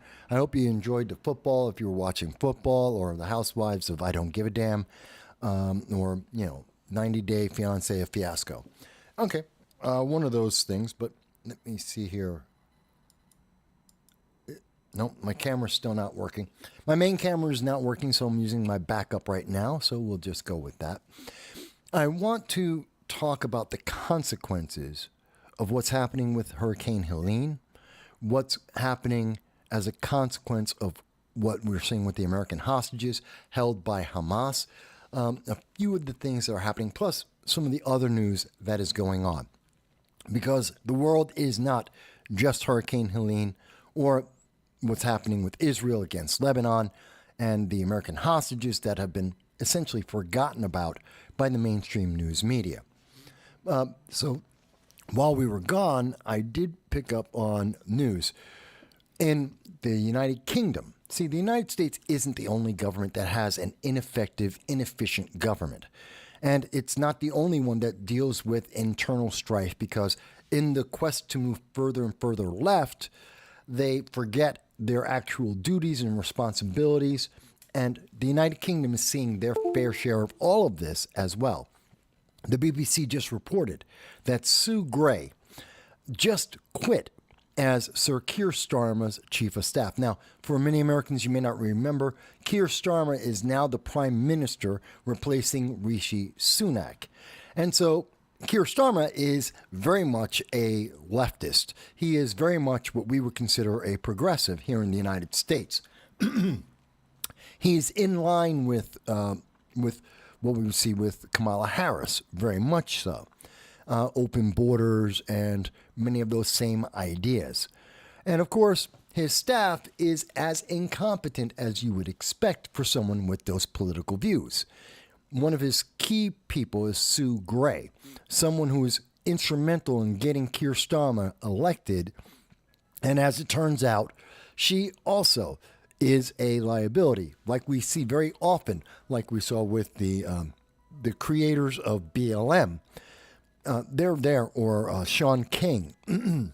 These are individuals who are on the far left, pushing far left ideology, and they benefit financially because of that. In this case, we're seeing that Sue Gray gets more money. She's paid more as a salary than the Prime Minister of England, and is at the same time getting donations that are highly questionable.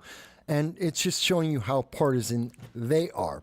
So the problems that are happening here in the United States are not unique to the United States. They are happening in other parts of the world. By the way, it is now being reported that the Houthi terrorists out of Yemen are vowing to continue to make America pay a heavy price for fighting against the Houthi terrorists. How dare we fight the terrorism that they're enacting upon us? This is amazing, and we really, it's something that's not addressed, and no one has asked Kamala Harris about this. Very few have ever asked Joe Biden about this, and they're the ones in charge. This is the secret war that is happening in front of everyone's eyes, and no one is talking about, as we mentioned and in the first half of the show. An Iran-aligned Ansar Allah movement, also known as the Houthis, told Newsweek there are going to be severe consequences for the United States after it conducted a new round of strikes against Yemen in the regional crisis. So, as we are fighting the war against the Houthi terrorists, and we are trying to stop them from their attack on over 100 military and civilian ships crossing the Red Sea, something that has their activity, the Houthi attacks in the Red Sea have increased the amount of global starvation, that have increased the amount of global instability, that have increased global inflation, because they are delaying deliveries of food and commodities and oil around the world because of the attacks, the battle in the Red Sea, an unofficial war being run by the Biden administration as we speak, and it's going to get bigger. Friday, there were 3 places in Yemen that the United States attacked to try and defeat and diminish the Houthi terrorists, something that no one talks about. And as much as people are talking about Israel doing the same thing that the United States is doing in Yemen, which is attacking the terrorists because the terrorists have attacked us first, that they are having a negative impact on our lives here in the United States and much, much more so around the rest of the world. No one's talking about that. We should be. Because this is part of the effort to genocide Israel and to promote Iran as the superpower throughout the Middle East. This is all connected. And so, why aren't we talking about this? We really should be. At the same time, some other news that came out. There is another hurricane that is looking to strike the American South. Hurricane Milton has now become a Category 1 storm, and it is looking to hit Florida later this week. Now, the good news is it is only a Category 1, and generally speaking, when hurricanes hit ground, they usually lose a lot of their power and they become downgraded, which means this would become a tropical storm if it follows what is normally the case. But it has intensified recently, bringing it up to Category 1, and it is possible that it could intensify a little bit more before it hits landfall. In fact, it could potentially get as high as a Category 3. This would be devastating. And when we know that according to FEMA, as we showed you earlier, from FEMA itself, from Alejandro Mayorkas, Secretary of Department of Homeland Security, they don't have money for these hurricanes.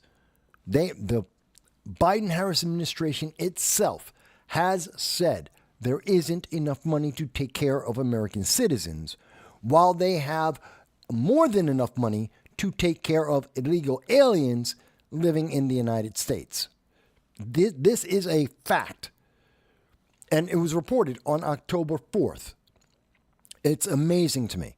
And we know here comes the next hurricane right after we just went through Helene, which means the devastation will be higher for the entire region. Now, let me stop right there for a second. The answer to this, as we suggested in the first half of the show, is that Joe Biden and or Kamala Harris should authorize that Homeland Security, which works as part of the executive branch. It works under the direction of the Biden-Harris administration. Their policies, their themes, their ideas are what it would execute. They should authorize Homeland Security and FEMA to take half the money that they have dedicated towards illegal aliens and use that money immediately to help American citizens in North Carolina, Georgia, in Florida, in the areas affected by the Hurricane Helene and now potentially from Hurricane Milton. That's what they should do. And they can do that. There is nothing stopping them from doing that. They don't need an act of Congress to redirect the funds that Congress has already allocated. So this isn't a question of, well, the Democrats and the Republicans in Congress have to decide. No, this is money that they already have. And DHS answers to Biden. He can, in a heartbeat, authorize and say, get on the national news in 5 minutes. He needs to make one phone call and say, take the money and use the money instead of for illegal aliens, use it for the American citizens. It is that simple. But since he will not do that, because that would hurt Kamala Harris and her chance of winning the 2024 election, so instead of doing that, I believe this week you will see Kamala Harris mention and Joe Biden reiterate that they're going to authorize emergency funding. Billions of dollars will be printed out of the blue to help take care of this emergency situation, and it will get authorized through Congress. It'll go straight through. Everyone's going to vote for it because they should. And what that means long term is that every single American will become a little bit more poor. Every dollar in the world will be less valuable than it had been beforehand because they're going to print new money. Instead of being more efficient, instead of being more effective and using the money better, they're going to just print more money and throw it at the problem. And that is not a solution. To put it into real world terms, if you had a problem, an emergency in your family today, you still have only the money that you have available to you. You don't suddenly just print more money. Money doesn't just magically appear in your pocket to deal with the problem. You have to manage the money you have to pay the bills you have to pay that are essential, and maybe cut out the things that aren't essential and redirect that money from, instead of paying for Disney Plus, you're now going to use it towards that emergency that you have. That is what every single American citizen is doing every day. We're going to balance the money that we have to be able to take care of the emergencies as they come up, as we need. And you cut the things you don't need first, and then you go on from there. But the American government prints money. So Joe Biden, Kamala Harris, their answer to every problem has been and continues to be print more money. It's the Democratic mantra. What are Democrats known for? Tax and spend. Just take your money and print new money because there's never enough money for everything they want on their wish list, on their desires. They want to constantly spend, which means they have to constantly print more money, and poor people become more poor as an effect because it is inflationary. I'm trying to make this as simple as possible so people understand why this isn't the right answer. The right answer isn't throw more money at Hurricane Helene, throw more money at FEMA, who obviously do not have the capability of managing their funds correctly. If they did know how to correctly manage their funds, they wouldn't have run out of money for the hurricane season. But they did. So they are ineffective at their job, and therefore they shouldn't have that job. Take the responsibility away from them since they cannot manage the responsibility. This should be simple. It should be straightforward. And yet you will not hear anyone in the mainstream news media, CBS, ABC, New York Times, CNN, MSNBC, they will not say this. They will not call out the Biden-Harris administration for their lack of efficiency and effectiveness, their lack of planning, their lack of policies. They won't call them out for that, especially not when there's 30 days before an election, because they need to fortify that election and they want you to vote a certain way. And they're going to work their asses off to make sure that you do vote exactly like they want. It's one of the reasons why YouTube and its parent Google, a monopoly, are suppressing people's voices just like John Kerry wanted them to do. They want to silence you because silencing you and watching this program, sharing this video, having your comments about it, they want to silence that because that means they don't have control. And everything they are doing is about growing their control over you. It is about making sure you obey, and they want you to obey with your head held down and being silent, rather than doing anything that would be beneficial, short and long term, rather than actually helping the American people. So that's one of the things. I see there's a comment here. So user has been banned says, world citizens are more important than American citizens to those who would pay to the Democrats and progressives. Some are racking up debt using credit. With how bad things are getting, this will cause another credit bubble. We never got out of the last credit bubble, user. And user goes on to say, between their entire administration, I don't think they have two brain cells to rub together. The other option is they are doing this purposefully. And I have heard people say they believe that the wanton spending and the inability to be effective or efficient is a plan, that they want to break America. My friend Frank Johnson over at the Liberty First Foundation has often said that this is purposive, that they, what is it? The book for radicals, the classic leftist ideology is that they want to break the system, break America so they can get rid of the Constitution and the amendments and rewrite America to, as Obama would say, transform America. And they just haven't told you what they're going to transform it into. A more authoritarian, more socialist government that will have less freedom. I don't think that's what they're doing on purpose. I truly believe they are this inept, that their vision is so short-term and so close to them that they do not understand the consequences of their actions. They do not understand how this will affect other people. And that's why this is a problem, because they do not understand what they are doing. They do not understand that by printing more money, you've heard Alexandria Ocasio-Cortez say over and over again that modern monetary theory, that printing money is the answer to everything, that we can just print money forever and it will have zero impact.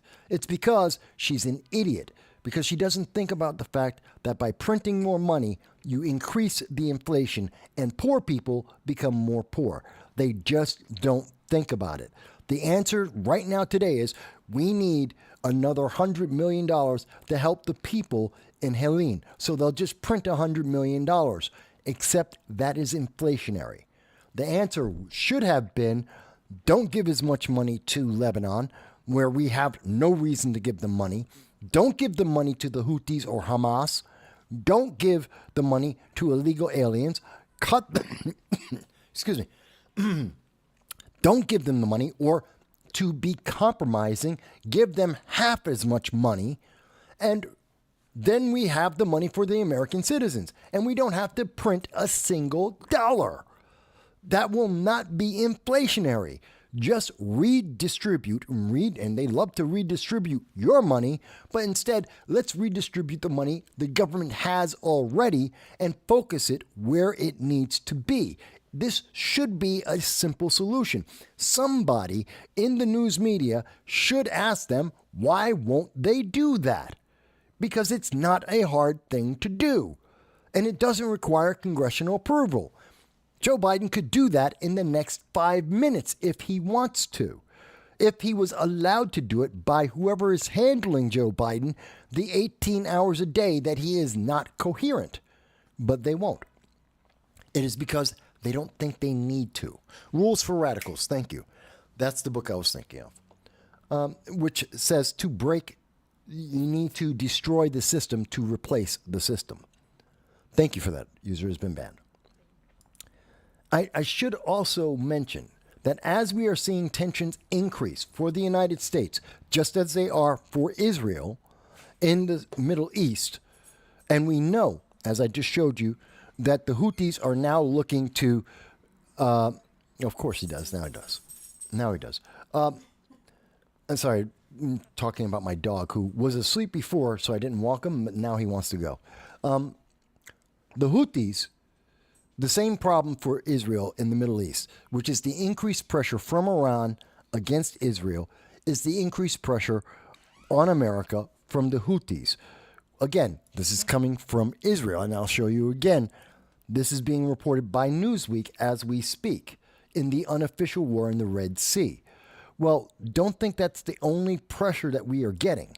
It is now being reported by NBC that the FBI and Homeland Security are warning of potential threats. And this is probably something most people did not hear about. Most people probably are unaware that just like around the world and just like in Israel, there are preparations in the United States that we are seeing from NBC News, from the FBI, that are telling you that the United States is afraid of further attacks by groups like Hamas, the terrorists in the United States, from groups like those who are pro-Hamas organizations, like the Democratic Socialists of America, Harvard, Columbia, and others, who have been whole hog supporting the terrorists and the terrorist movement. That these same nut jobs, these same insane people who are out here protesting in favor of terrorism, they are the threat to the United States and the rest of the world. I just want people to be aware of that. Let me also mention, when you're looking at the news stories, and I'm going to update this right now in front of you guys live, okay? And this is, and all I've typed in was Hamas hostages. And what are the stories? What is the news that we are seeing about the American hostages? That there are 4 American hostages. You just saw in the break me talking about, with Joe Biden, talking about the American hostages. There are 22 American hostages. The Washington Post is now trying to convince you there are 4. What happened to the rest of them? We know there were at least 19 after you take out for all of the Americans held by Hamas that have been killed by Hamas. That leaves us 19 Americans that they have held hostage, that they have tortured and sexually abused. According to the Washington Post, there are 4 Americans that are being held for this anniversary, the 1-year mark. What happened to the other 15 Americans? They didn't come home. We don't have their bodies, so we don't know that they're dead. They just no longer count because it doesn't look as bad to say that Joe Biden and Kamala Harris have done nothing to get 4 Americans back home from the terrorists than it is to say that there are 19 Americans that the terrorists have been torturing and sexually abusing for an entire year.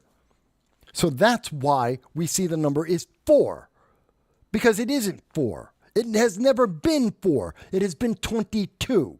And at this moment, there are 19 unaccounted for. 19.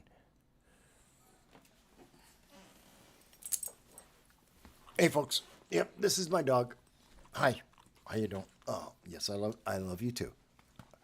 He's a good boy. Hi. Say hi to everyone. Hi, everyone. This is Khan. Okay. And Khan is being a pain in my butt because when I wanted to take him out, he decided to go to sleep. And now that he woke up, he wants me to jump around, and he's kind of like a Democrat. He wants me to do things when he wants to do it rather than when I want to do it. Anyway, that being said, so that's very important, that the news media is trying to downplay this in every way that they possibly can.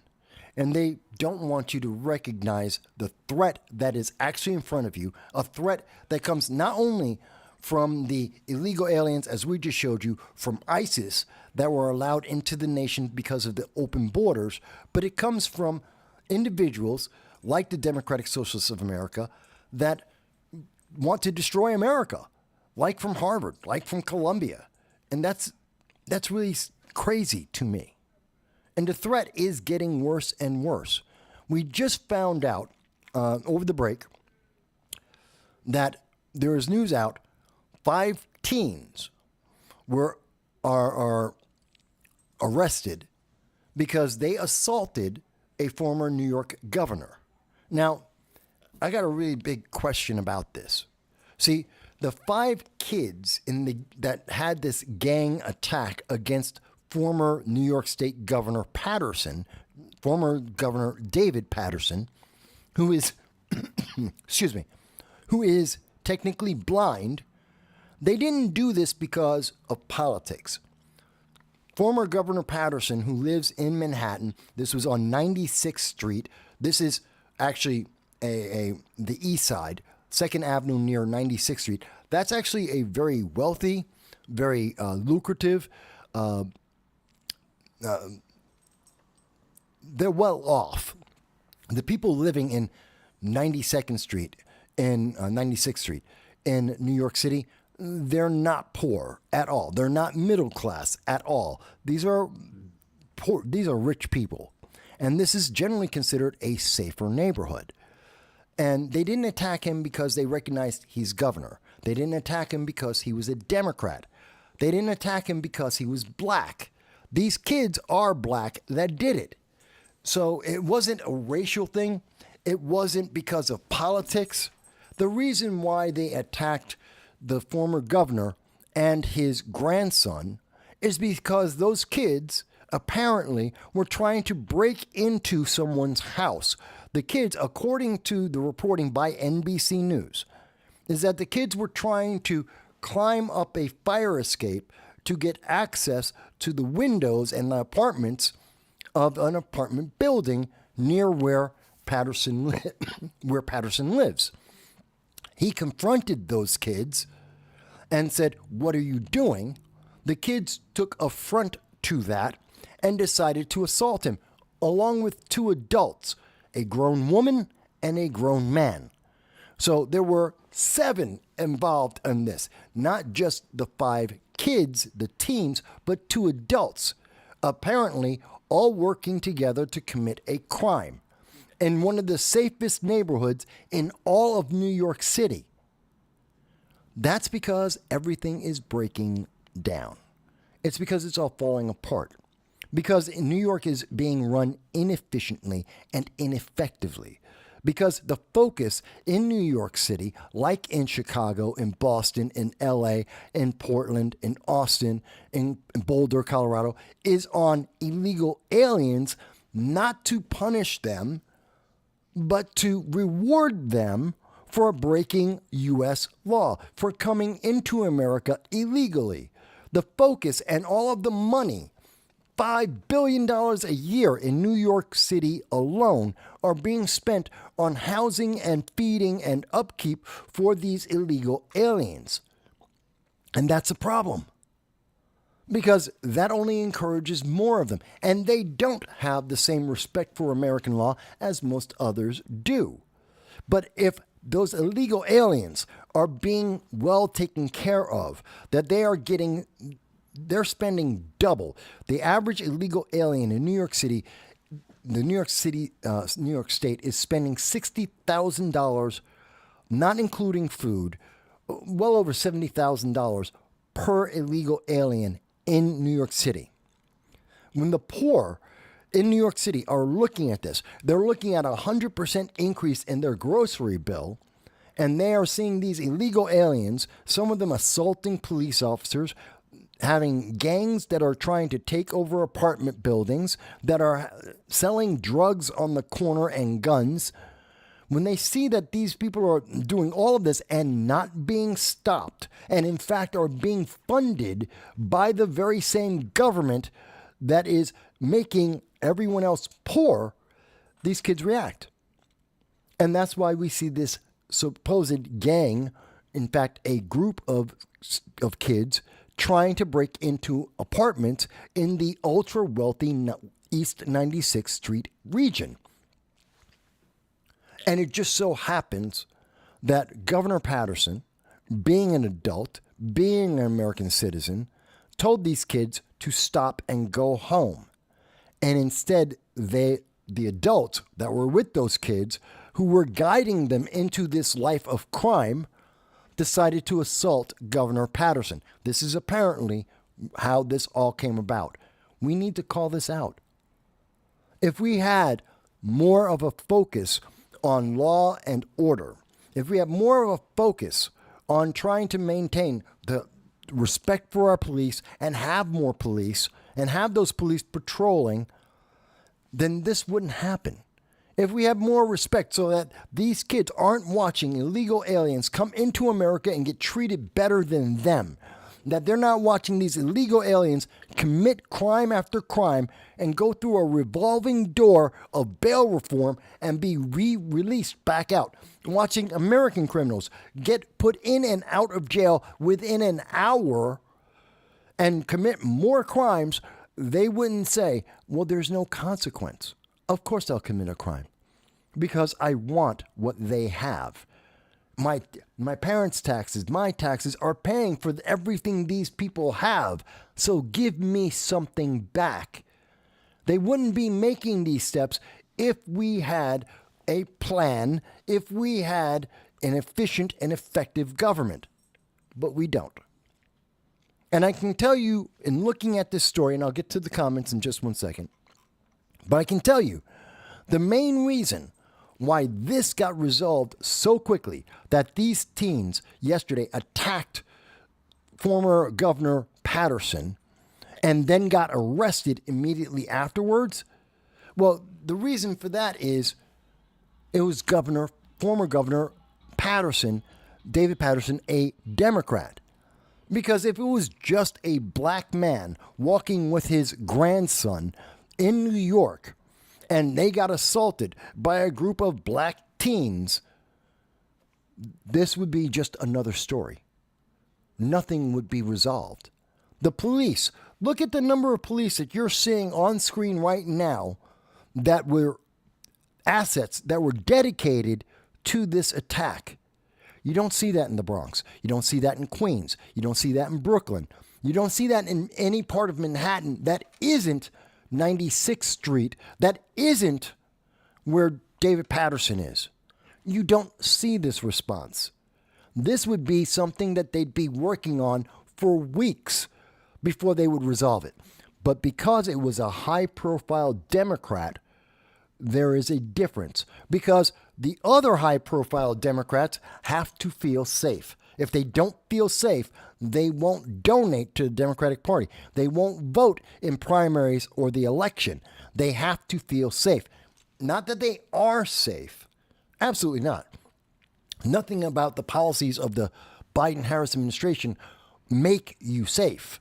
They don't even pretend to say that you're now safer than you were.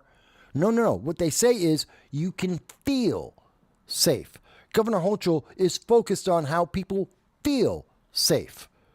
That's why they have 750 more police officers in the subway system. These are state police officers. These are National Guard members that have been activated, walking around with the same weapons of war, as they like to call it, semi-automatic rifles that you and I can't have, and bulletproof vests that are illegal for anyone else to have, so that you can feel safe. But you're on the subway system, you can still be stabbed to death. People, people still get shot to death, and you still have gangs of kids, teens, running around trying to break into apartment buildings and assaulting old black men because they dare to say, stop that. I tell you, we have to address these things. We have to address these things. These are important issues that we need to address if we're going to fix this nation. But there are some people who don't want to fix the nation. They like this. They like this kind of horror show. Look, I understand that right now, 69% of people in New York, which is, 6-1 Democrat in New York City? I think it's approximately 6-1 Democrat to anything else in New York City. 69% of the people in New York City say that Eric Adams should resign, that the punishment that he was given by Democrats, how dare he speak out about the open border policy? Not that he's going to close the border. No, he wants to keep the border open, but he complained about the fact that there wasn't enough money for the illegal aliens, that New York City is going broke and the infrastructure can't keep up, that we can't run New York City and the number of illegal aliens in the lifestyle that we have given them. You can't do both things at once. And so because he said the truth, because he brought that up and didn't shut up, he has now been investigated. Every one of his friends and family members have been investigated, and they're all going up on charges. And they've convinced the rest of New York he's corrupt. He is no more corrupt than any other, Andrew Cuomo? Any other governor, any other mayor of New York have been just as corrupt as we see here. In fact, everything that they're going after Mayor Adams for are things that have been known for years. Years. Nothing is new. All the complaints about money laundering and donations, these donations happened years ago. The donations were on record. Nothing is new. This is all about political punishment. And we can see how effective the news media have been at taking a political punishment and convincing the public that it's actually something different. That he suddenly did, out of the blue, we just suddenly realized that he is corrupt. We always knew that. He just, finally, he lost the backing. He pissed off enough higher level Democrats that he got punished as an example to tell every Democrat, don't you dare speak out, or we will go after every one of your friends and you. And unless you're Andrew Cuomo or Gavin Newsom, you're not going to get out of it. Unless you happen to be one of those guys who have incredibly big donation award chests. They have incredible numbers of friends all over the place. Unless you're one of them, you're not going to walk away unscathed. Everyone else gets kicked out of office. Everyone else loses their power because you have to stay on the plantation if you're a Democrat. And by the way, for those who've heard that former disgraced Governor Andrew Cuomo is thinking about running for mayor, he is, and he has been for a while. And in the same poll, looking to get rid of Mayor Adams, there is also the fact that Andrew Cuomo, 55%. 55% of New Yorkers do not want Cuomo to be mayor of New York, which Cuomo thinks is his way back into American politics and potentially to the White House if he were to become mayor of New York City. 55% don't want him, but that's today. And Democrats would probably take him back because Cuomo still has, I believe, about $20 million in a donation war chest that he can give to Democrats and to himself to run for any elected office, which is why he got to walk away from 11 sexual assault charges that Letitia James decided not to do. You want to talk about corruption? Of course there's corruption. Letitia James found 11 cases of confirmed sexual assault. Told the public she knows that there were 11 times that Andrew Cuomo committed sexual assault, and she didn't charge him for anything. We know there was a cover-up on the death of 16,000 New York City residents in old folks' homes during the lockdowns, that it was covered up because it was a policy of Andrew Cuomo. Not one charge. And people are talking about Mayor Adams being corrupt. Well, why is that any different than anything else? And that's just the example. And that's just the example of the corruption throughout our system. And the whole thing is all because he dared to balk even a little bit at the policy given to him by whomever is in the White House 18 hours a day that isn't named Joe Biden. It's amazing to me. It's amazing to me. All right. I also wanted to bring up, I know I'm forgetting the comment. Let me see. Let me go back to the comment. So, user has been banned says, you can't go after the ivory towers, and thus we know about, hang on one second, folks.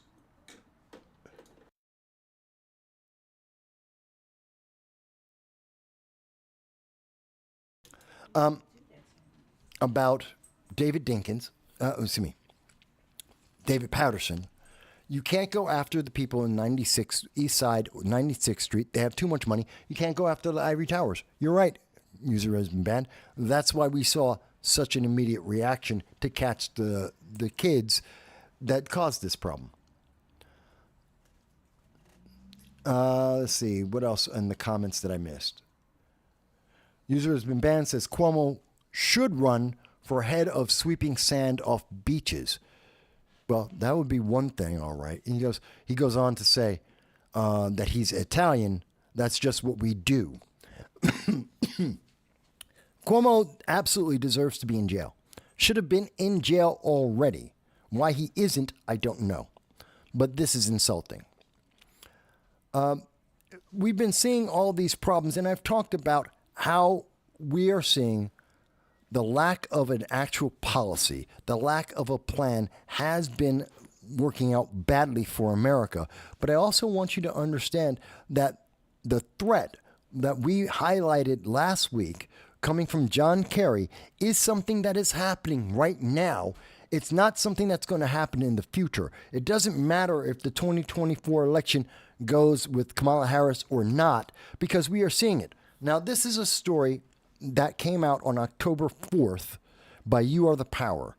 It was reposted by Tim Pool on October 5th in Twitter. And what this is Rebecca Massey, an individual who was talking about the criminality or the alleged criminality of a mayor, and that he was telling her she can't speak about what he did. This is in Arizona. And when she criticized the proposed pay raise for a city attorney, when she brought up her voice and correctly stated that the Supreme Court has confirmed that if she wanted to go on the public speaking portion of the city council meeting and just curse out every member of the city council by right, by the First Amendment, and confirmed by the Supreme Court, she could do so during her public statement time. And instead, what they had is the mayor said, "You can't keep talking. I don't like what you're saying." And he had her arrested. He had her arrested because she was speaking free speech. This is a story that actually goes back to September 4th. So everyone's about a month late on this story. This is news, but it just tells you how little the media cares about letting you know what's going on. This was published in Reason on September 4th. Again, it was only just recently retweeted by Tim Pool on October 5th because you're not supposed to hear about this. The reason why this, which should be national news, your First Amendment right being silenced, just like John Kerry told you that they absolutely want to do. The Democrats need to silence your voice, to silence people on social media, that they must have a misinformation or disinformation governance board controlling what you say and how you say it. They didn't want that as part of the election. So they didn't push this. That's why CNN and MSNBC did not push this story. Why this was not a national news story when it easily could be. Because this is a violation of people's rights. Bald, straightforward. It is wrong. It is evil. It is leading America into a path of authoritarianism. That's what we are seeing consistently. And it needs to be brought up. Okay. So with all of that said, and that's a lot, I really didn't have more to talk about today. Yes, users brand. They have been doing a lot of this, and we're not hearing about it as it happens. We keep hearing about it a month later, or 2 months later, or half a year later. These are events that are happening across this country. And we know why it's happening because we've heard the people at the top tell us why it's happening. But what we haven't seen is we haven't seen the impact on individual lives because the mainstream media don't want to talk about it. And it's only getting through social media, and we have to fight through all of the algorithms to finally let someone see it. And it's very difficult to do that. That's why, share, subscribe, folks. It's very important because the things we're talking about, it's going to take people months to be able to find out about it en masse. And by then, it might be too late. And they know that. So, with that being said, I do need to take care of my puppy. He's 13 years old. He's a pain in my butt. Decided to sleep, and now he wants to interrupt the show. That's okay. But we have also been on for about 3 hours and... What? Leave him alone. It's not untrue. He gives you unlimited, unconditional love. Yes, I love my puppy, but he's still a pain. He's not. He is a pain. He's not a pain. He's my pain. He doesn't have thumbs. He doesn't have... Do it himself. I know he can't do it himself. He doesn't have thumbs. I know that. Sorry. I know, folks. I'm having a conversation about my dog because he's a lovely dog. I love my dog. Khan is great. He's also a pain in my ass. He can do two things at once. And he does. But with 30 days to go for the election, there are going to be many more conversations. I'm sure many live streams. In fact, in the last 8 days, I've done 7 live streams. And I've talked with Larry Sharp and a bunch of Marines. And we've been talking about race and the impact of race in politics. It's all up on the channel. I do advise you to take a look at it. Next 30 days... We have to have these conversations, folks. We need to have these conversations. If you're not having it with me, that's okay. Have it with your friends. Go on and have your own channel. Make your own channel. Have the conversations there. Let people know what you think. The only way we can get a more efficient, more effective government, a government that is considering the long-term consequences of its actions, a government that makes a plan and a policy that addresses the issues that we have today and going into the future. The only way we get any of that is if we speak, if we share what we think. Don't be afraid of saying, I don't know enough. Eventually you will. I didn't wake up one day and say, gee, I know about all the issues that have been affecting America over the last 40 years. Isn't because I just woke up and osmosis. I've been doing this for 18 years. You do this for 18 years, I guarantee you're going to know all the issues just as well as I do. Maybe even better. But have the conversation. Start the process. Remind the politicians that your vote is not cheap. That fear-mongering doesn't work. And telling me that I should be happy that I feel safe is not the same thing as being safe. That telling me that what happens overseas, I shouldn't think about it, even though we should, because it's our money going there. And I have every right to ask why my tax dollars are going to Lebanon instead of to North Carolina. I have every right to ask why we are allowing the president, who's only there part-time, to have a secret secondary war in the Red Sea, and nobody is calling him out for that.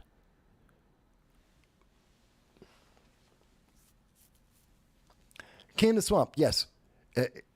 I understand. My dog is 13 years old. He's not a puppy, but he is always a puppy to me.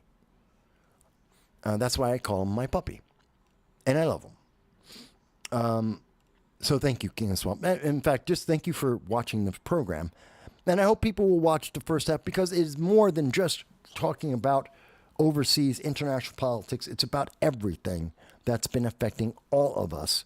They are interconnected. And we're coming to the election that will decide what happens next. I truly believe that if Donald Trump is elected, you will see that Hamas will return the hostages and make a deal with Biden or Kamala Harris. They'll make a deal that will guarantee no retribution, because they're terrified that Trump will blow them to hell for killing all of the American hostages, as well as torturing them and sexually abusing them up until the moment they were returned. They will make a deal. And I think that you will see Putin will sue for peace if he knows Donald Trump is taking office, because he doesn't want to have to deal with what Donald Trump might do. And both of them, Hamas, Iran, Russia, they will wait. They will simply just wait until there's a weak president.